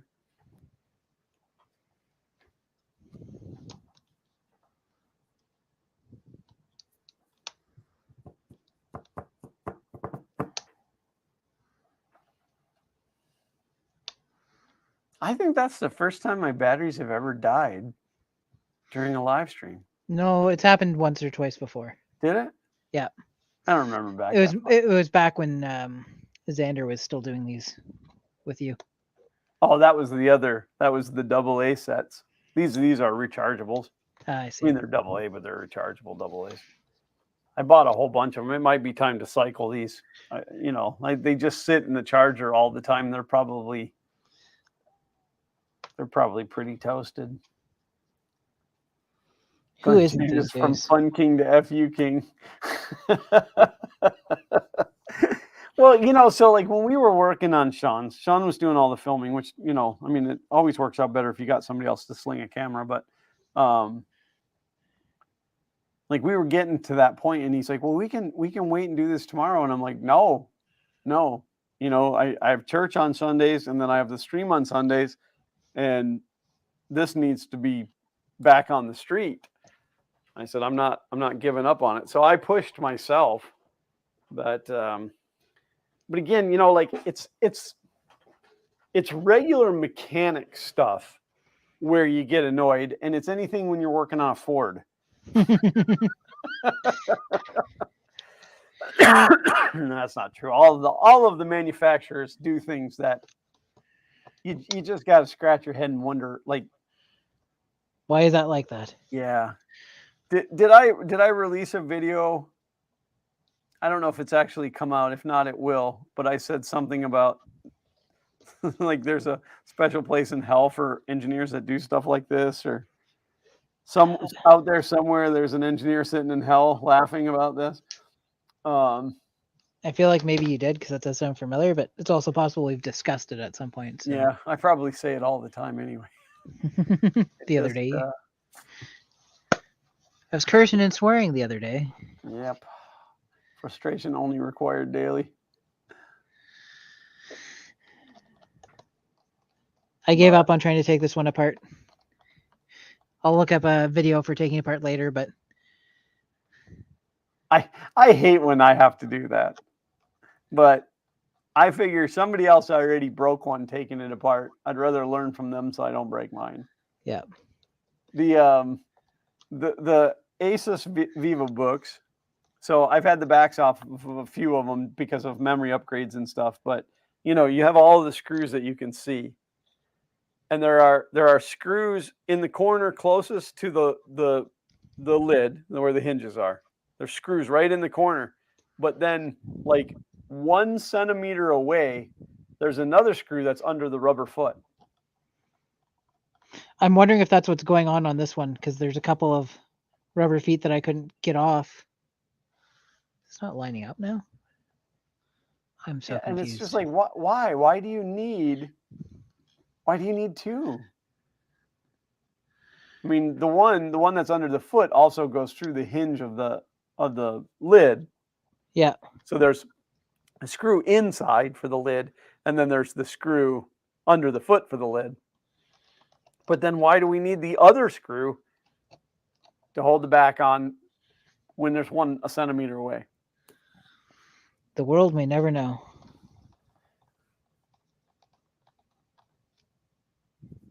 Uncle Ron said, oil change, tire change, brakes will save him a ton of money over the years. Well, not till I'm dead, because all that stuff will come to me.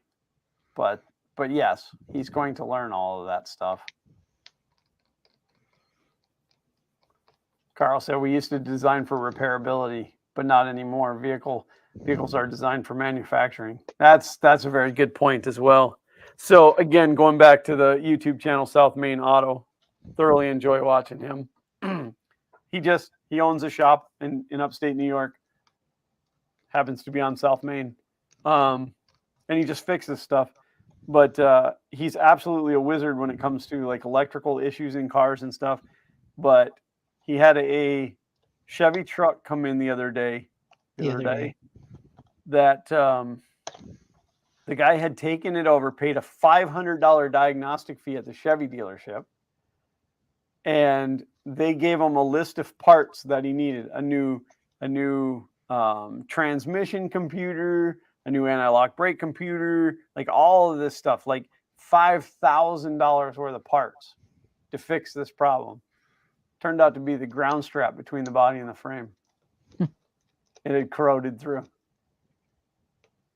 And Chevy misdiagnosed it for $500, ordered all these parts, then charged him a restocking fee when he didn't want to buy the parts. Said I'd go after them.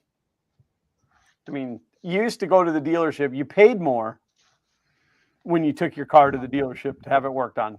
But those guys absolutely knew what they were doing because all they had to learn was that make of car. Yeah. You're getting somebody who's specialized in it. They've seen it all probably. Yeah, and the training, you know, I had friends that worked for Toyota. The training was amazing.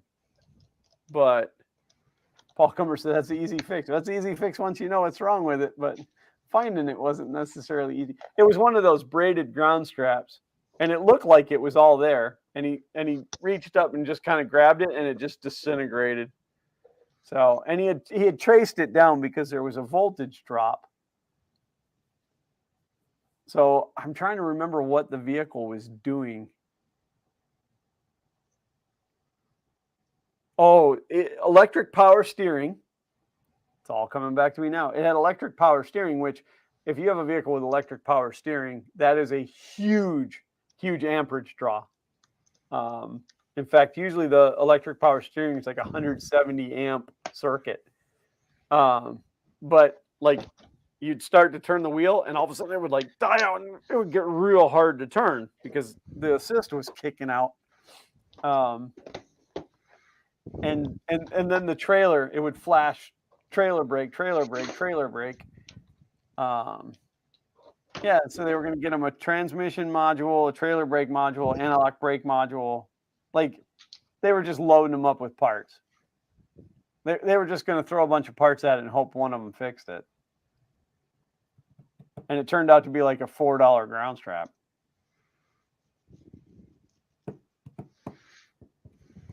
But again, Rust Belt, we don't have those problems here in Florida.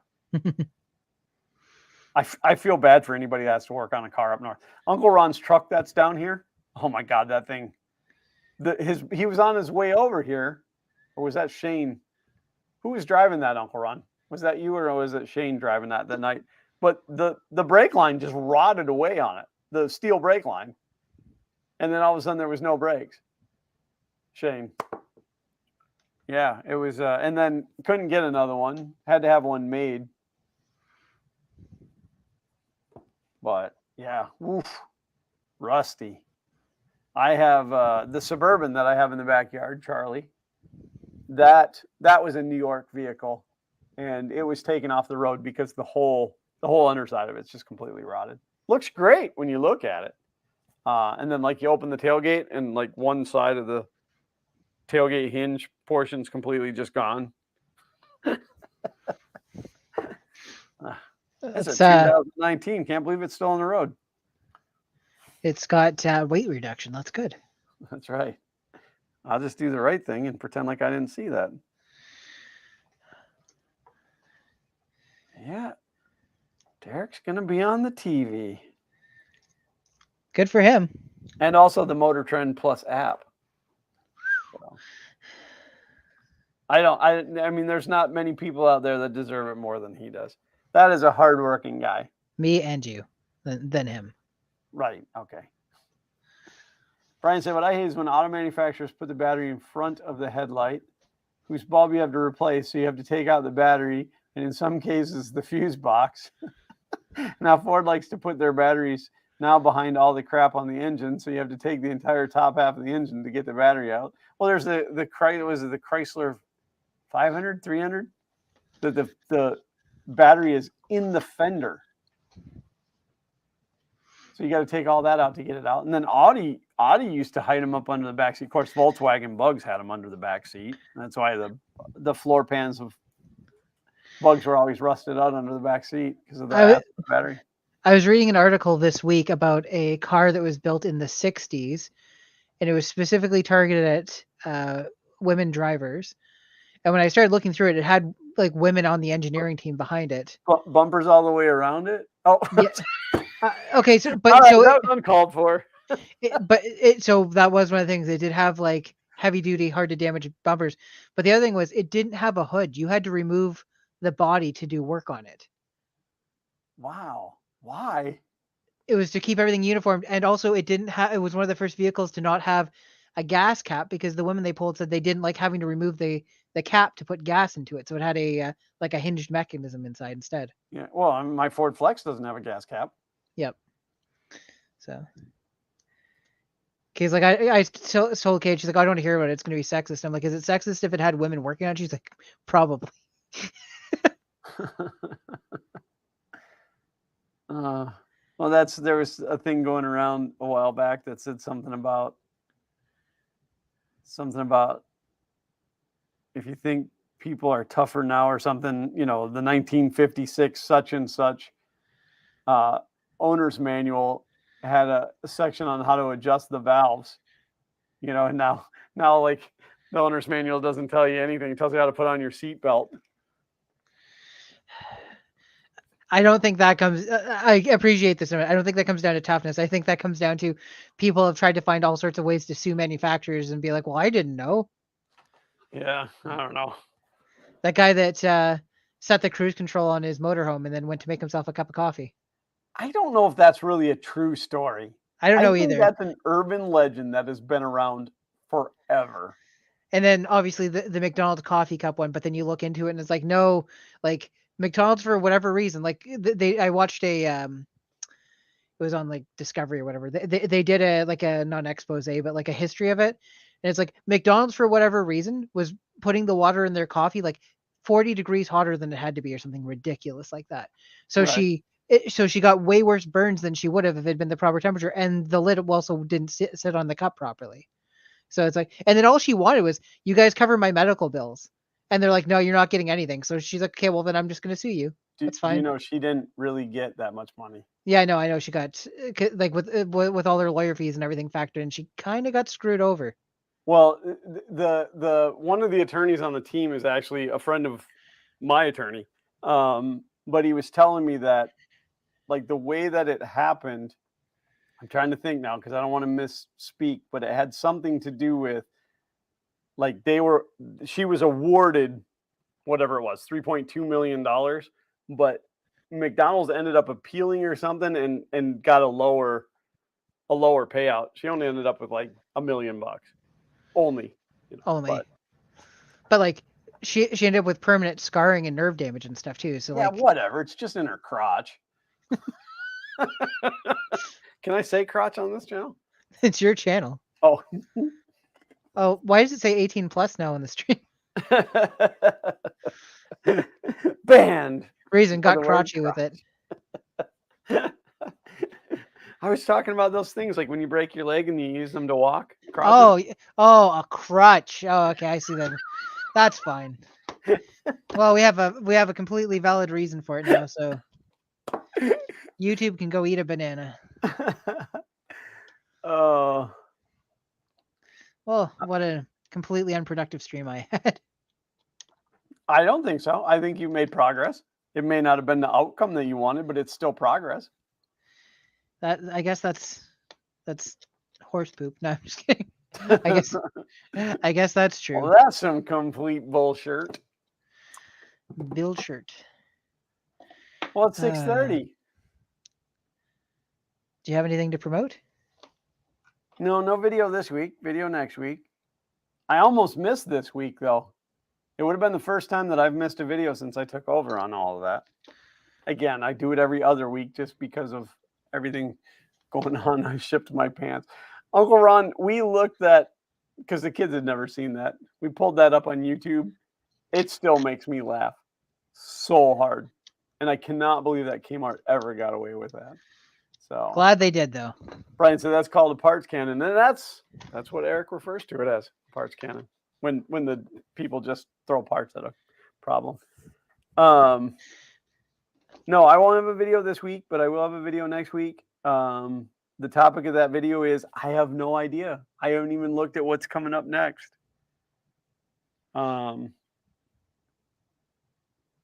Yeah, I can't remember, but I think at this point I'm like this close to putting the body down for the last time. Oh, I think it's going to be wiring, because there was quite a bit of wire that had to go through the firewall. So the only other thing the only thing I'm going to test before we call it, I want to see what happens if I just install one half of the converter. I want to see if there's like a sensor that's like, oh, if there's something in the slot, then disable the onboard storage, or if it's detecting that, oh, there's a card there. Right. Not that it necessarily gets me any further ahead, but yeah, well, but still, every bit of progress, good or bad, is still progress.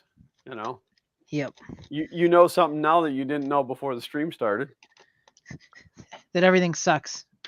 And that Comcast is garbage. Comcast, if you're watching, which I'm sure you're not, you're a dumpster fire of a company. And I hate your stupid face. Oh my gosh. I can get better service as a residential customer. If I would have walked in there with my home modem, they would have given me a new one today. Yeah, I laughed because when I don't know if I told this part of the story, but when I got there, I went to make sure that they did actually open at noon, because I got there before they opened. Yep. And they had a paper on did I tell you this? That said they opened at 12 a.m. Yeah. But I didn't even get to razz them about that, because they were like, "Oh, we can't help you." And I'm like, "Thanks for making me wait in line for like 20 minutes." Then you called him a scrote from Back to the Future. Do you know how old I was when I finally realized what she was calling him?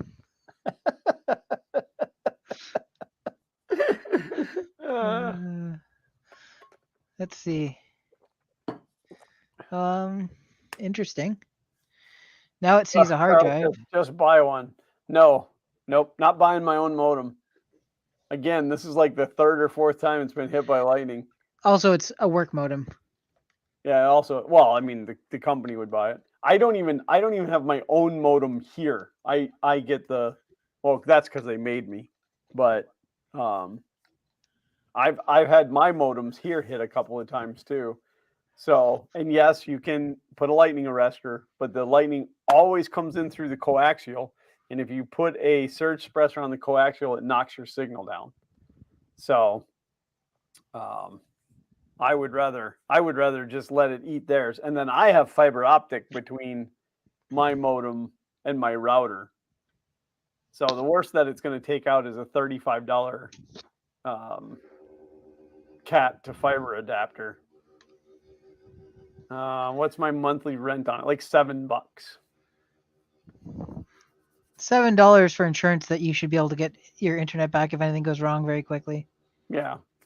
It's fine. They wouldn't, because of the service that I have here, though, they won't let you have to use their modem, which is crap. But the reason that they do that is because Comcast offers like Wi-Fi everywhere. So if you're a Comcast customer, you can attach to other any people's Comcast modems. Wi-Fi. So when you have their modem in your house, they're actually broadcasting a signal out of your house that is it's not public Wi-Fi, but it's a community Wi-Fi signal. Now, it doesn't matter here because my house is a Faraday cage and nothing gets out of it. But that's why they want you to have their modem. It's their guest Wi-Fi. And I've used that service. Like when we used to when Zach was playing baseball and we were sitting at the ball field, I could connect to the neighbor's Wi-Fi. So 2 more seconds. I'm just doing one more test here. If you own your modem and you fry your modem, you have to order a replacement.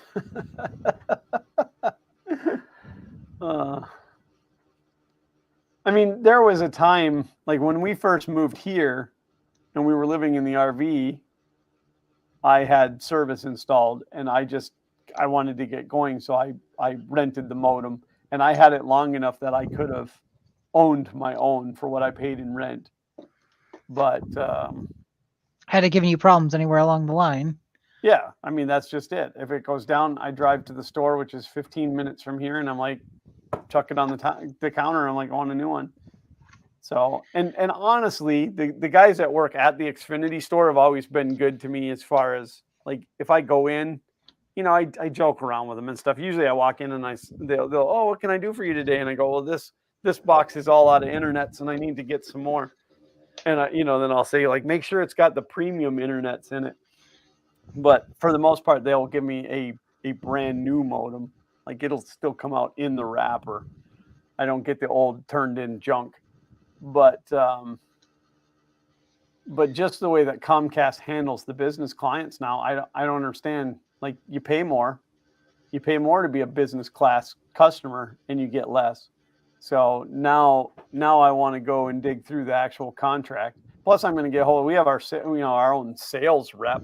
I'm going to get hold of that person tomorrow too, because this is. I almost said something really naughty. It's pretty fun, King messed up. I'm sure glad I have a filter because that just about rolled out. I was going to say something about it being cow turds. I would have had to retire. I'd have had to shut this channel down. That'd have been the end. So. Okay, well, I've confirmed that it works up until the point that you stick a video card into the slot. So even if you just have the adapter, it's fine. It's not until the video card goes in. Well, and not only that, I had the adapter and then I stuck a RAID controller into it, and it still didn't make the onboard storage disappear. So, oh well, take 2 seconds to snap all this back together and then call it a life. Give up on everything that I ever hoped and dreamed for. Now, okay, wait a minute. You said that the RAID controller does or does not make the onboard go away? Does not make it go away. It's only the video card. Yep. Okay, so this is crazy, but you're powering the video card off of an external power supply. Yes. Maybe if you tie the ground of that power supply to the ground of the ebook. They are. Oh. Yeah, it's tied through the adapter itself. Oh. I don't remember if there's an OS left on the internal 4 gigs, because I remember if I wiped it when I set up the expanded SSD, but I'm gonna try and let it boot and see what happens. Paul asks if I have any new filament. Nope. I'm not bringing in any more filament. I have hundreds of rolls of filament. In fact, I just got rid of some this week. I just got 3 rolls out of here. Glenn's got some filament for me. It's in Miami right now. Is it actually? Yeah. What do I owe you? Oh, you can tell me after the stream. Nothing. I got a really sweet deal. I said to the guy, I said, I want to send this to Canada as slow as possible. And he said, we have this this experimental thing. And I said, oh, what's that? And he said, we strap it to the back of a guy and tell him to go visit. Might make it might not. No, it's in transit. You don't owe me anything. I mean, I owe you shipping cost. No, you don't owe me anything. We do this stream every week. And people are kind enough to kick in money, and you don't get any of it. So that's fine. They're not kicking it in for me. Nobody likes me. Fun King 3D paid for that shipping. It's fine. Well, it was only $7 million. Sounds about right. Tony Ryan wants to know if you've tried tapping it with a hammer a couple of times yet. No, because the way I do it's definitely not safe for live stream. If it don't fit, don't force it. Use a bigger hammer. I do want to try. I know we're out of time. Well, I mean, I just need to eat is all. I have to go. We're having. I have to eat, but I also have to go cut the lawn before I eat. Oh, sorry for you. Oh, what are you gonna do? I don't have a lot of property like Fun King Enterprises, so it doesn't take me more than 20 minutes. I'm only doing the front tonight. Sorry, I should also add that. Okay, let's see.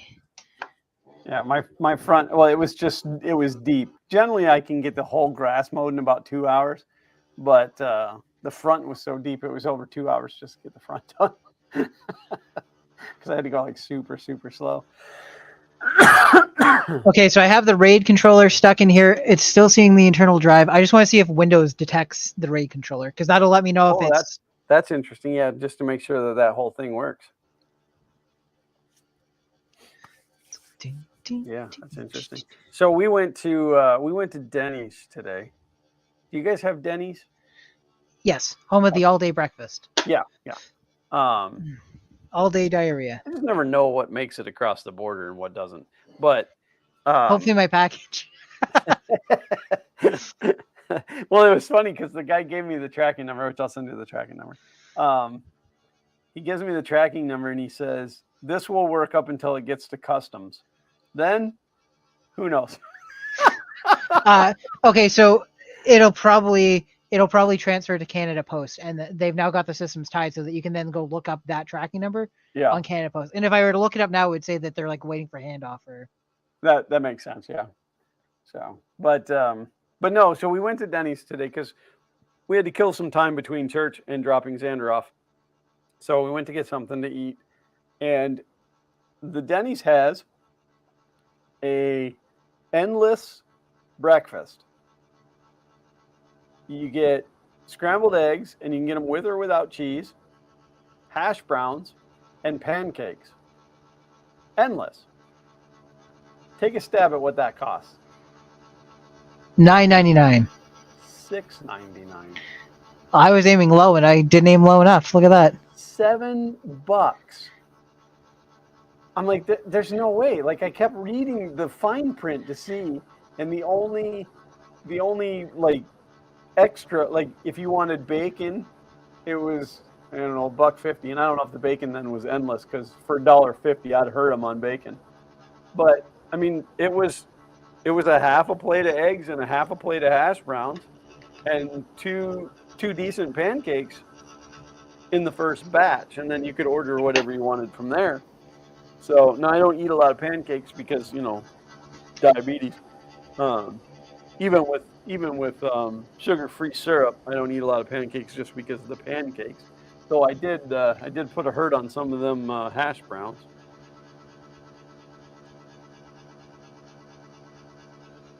Oh, some Scott guy is messaging me on Twitter. Scott sent me the Micro Center deal. I might be taking a field trip to Micro Center. No, it's a donut. It's a Boston cream. What's that? Tony Ryan says, "Does Kay use a ham sandwich on a stitch of duct tape to the front lawn to mower to get you to mow the lawn?"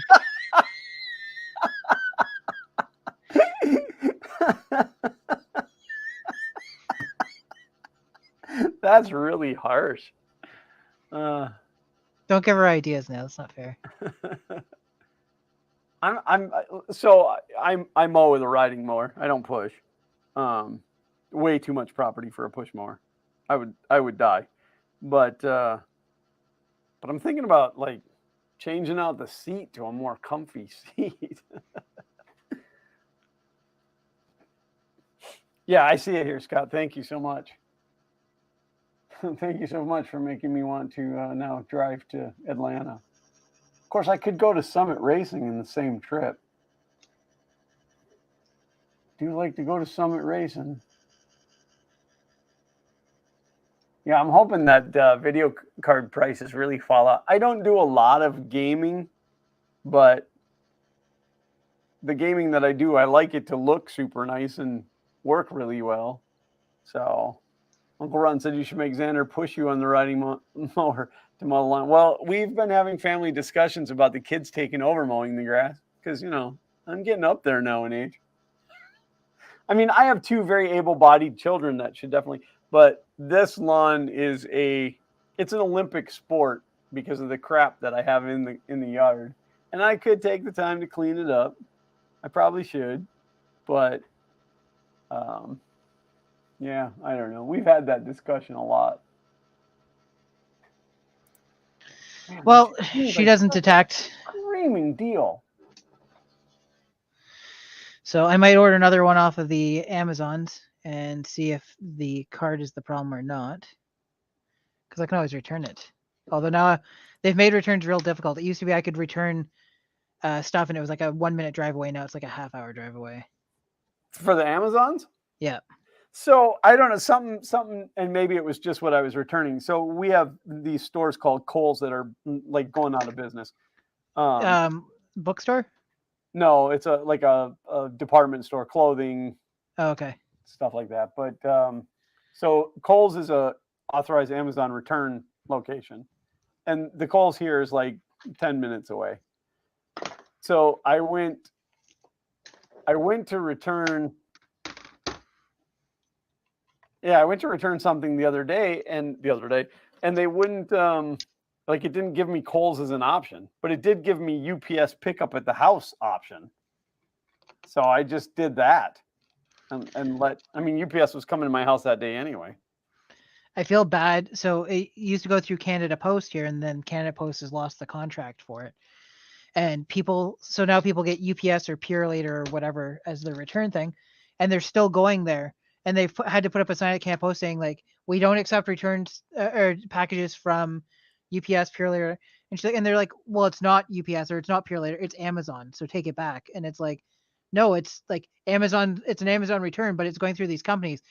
And she's like, I don't know what they expect me to do with it. It's not like I can be like, okay, well, I'll just scan this Purelator package and it'll get there. Like, right. Well, I mean, where I live, because it's a lot of retirees, when you'd go in, you'd be standing in line in Kohl's, like 6 people ahead of you, 5 of them were there trying to return something that was supposed to be returned through UPS. Yeah. And they don't have the label. UPS shows up with the label. Yeah. So Tony Ryan said, my next garage project should be building a new riding lawnmower based off of one of those off-road wheelchairs. They look real comfy. Oh, that would be sweet. Belt tread lawnmower. That'd be pretty sweet. Yeah, I forget where it is. There's a place somewhere here in the States that people can go and rent those wheelchairs. They're actually a dealer for them. They'll sell them, but it's an off-road park for like driving Jeeps and stuff. I want to say it's in Pennsylvania, but I can't remember for sure. But you can go and try out those off-road wheelchairs. And they have the ones with the belt treads, but they also have like a manual off-road built wheelchair too, which is pretty awesome.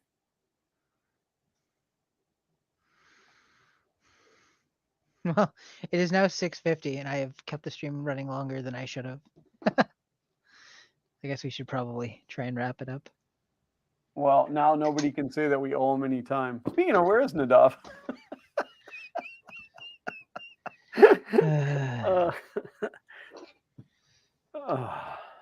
Scott says, I haven't mowed my grass since Alex was 9.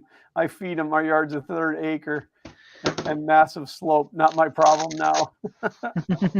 Well, see, I think Zach would get out there and mow it without a problem. I'm just afraid for my property.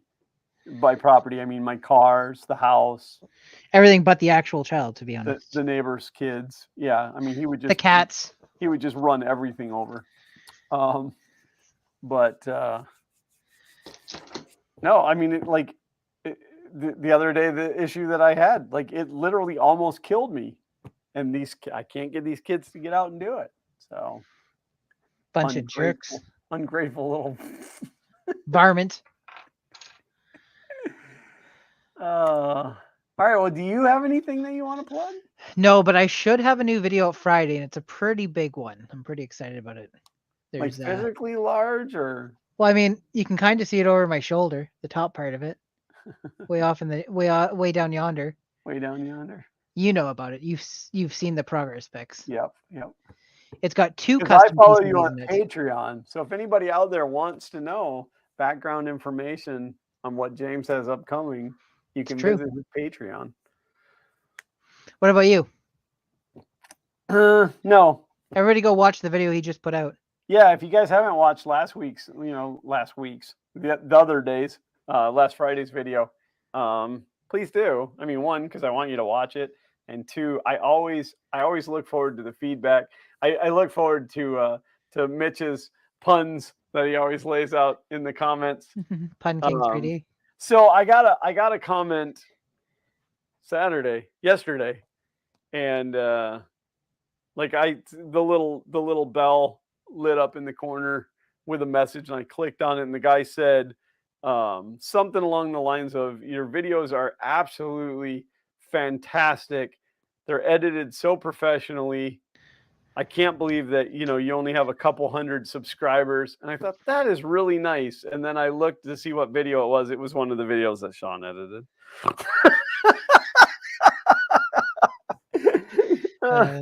Without a doubt, he did a better job than me. But you know what? You get, because that's all the better I can be. And I would rather spend my time making the content than editing the videos.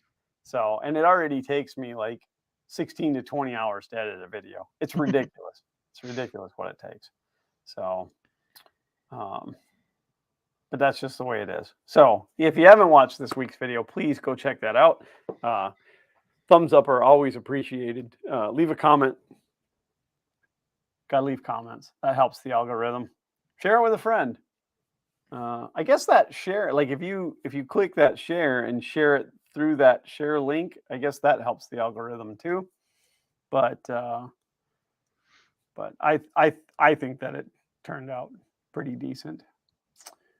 I am working on setting up a space in here to do the interview type shots, because I really noticed it when I was filming for this one. I don't remember what day it was. It was one of the days after work, which it's really hard to do it in the afternoon because of the amount of traffic driving by.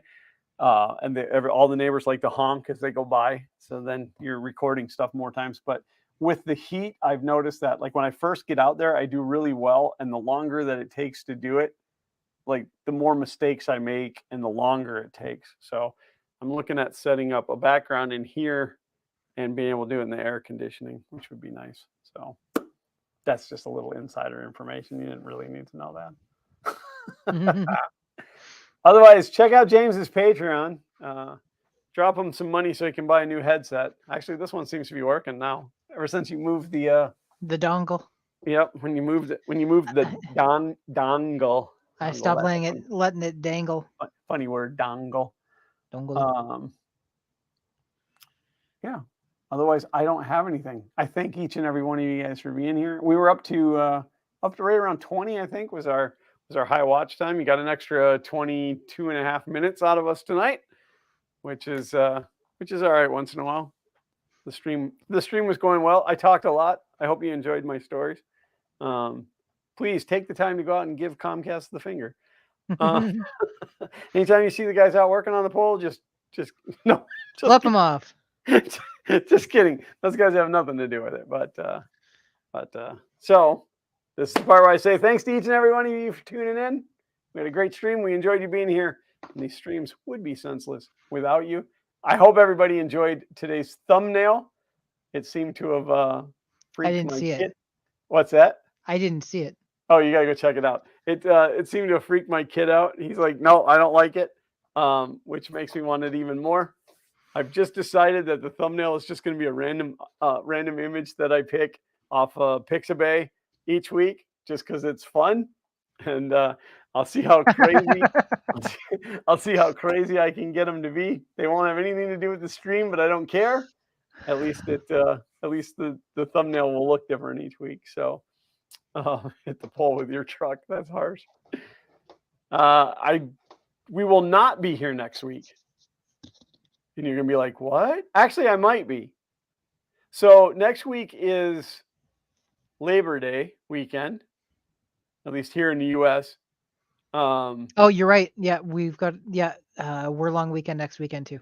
You are a long weekend? Yeah. Are you going to be not available on Sunday? Probably not. Okay. So that means we're going to call off next week. I'll probably be back in time to do it, but I can't. Well, and I can't guarantee it because, like, one way or the other, and it's probably better off not to try and leave it to be last minute. All right, so we're gonna say at this point that there will not be a stream next week. If by some miraculous thing that happens, maybe. Bonus. Maybe I'll get my kid to come out and him and I'll just sit here and build Lego and shoot the breeze. But and cry. Don't forget the crying. Right, cry because we don't have a Canadian. So, but for the most part, just kind of figure that there won't be a stream next week because of the holiday weekend. The family and I, our church does a big gathering every year at a resort in Orlando.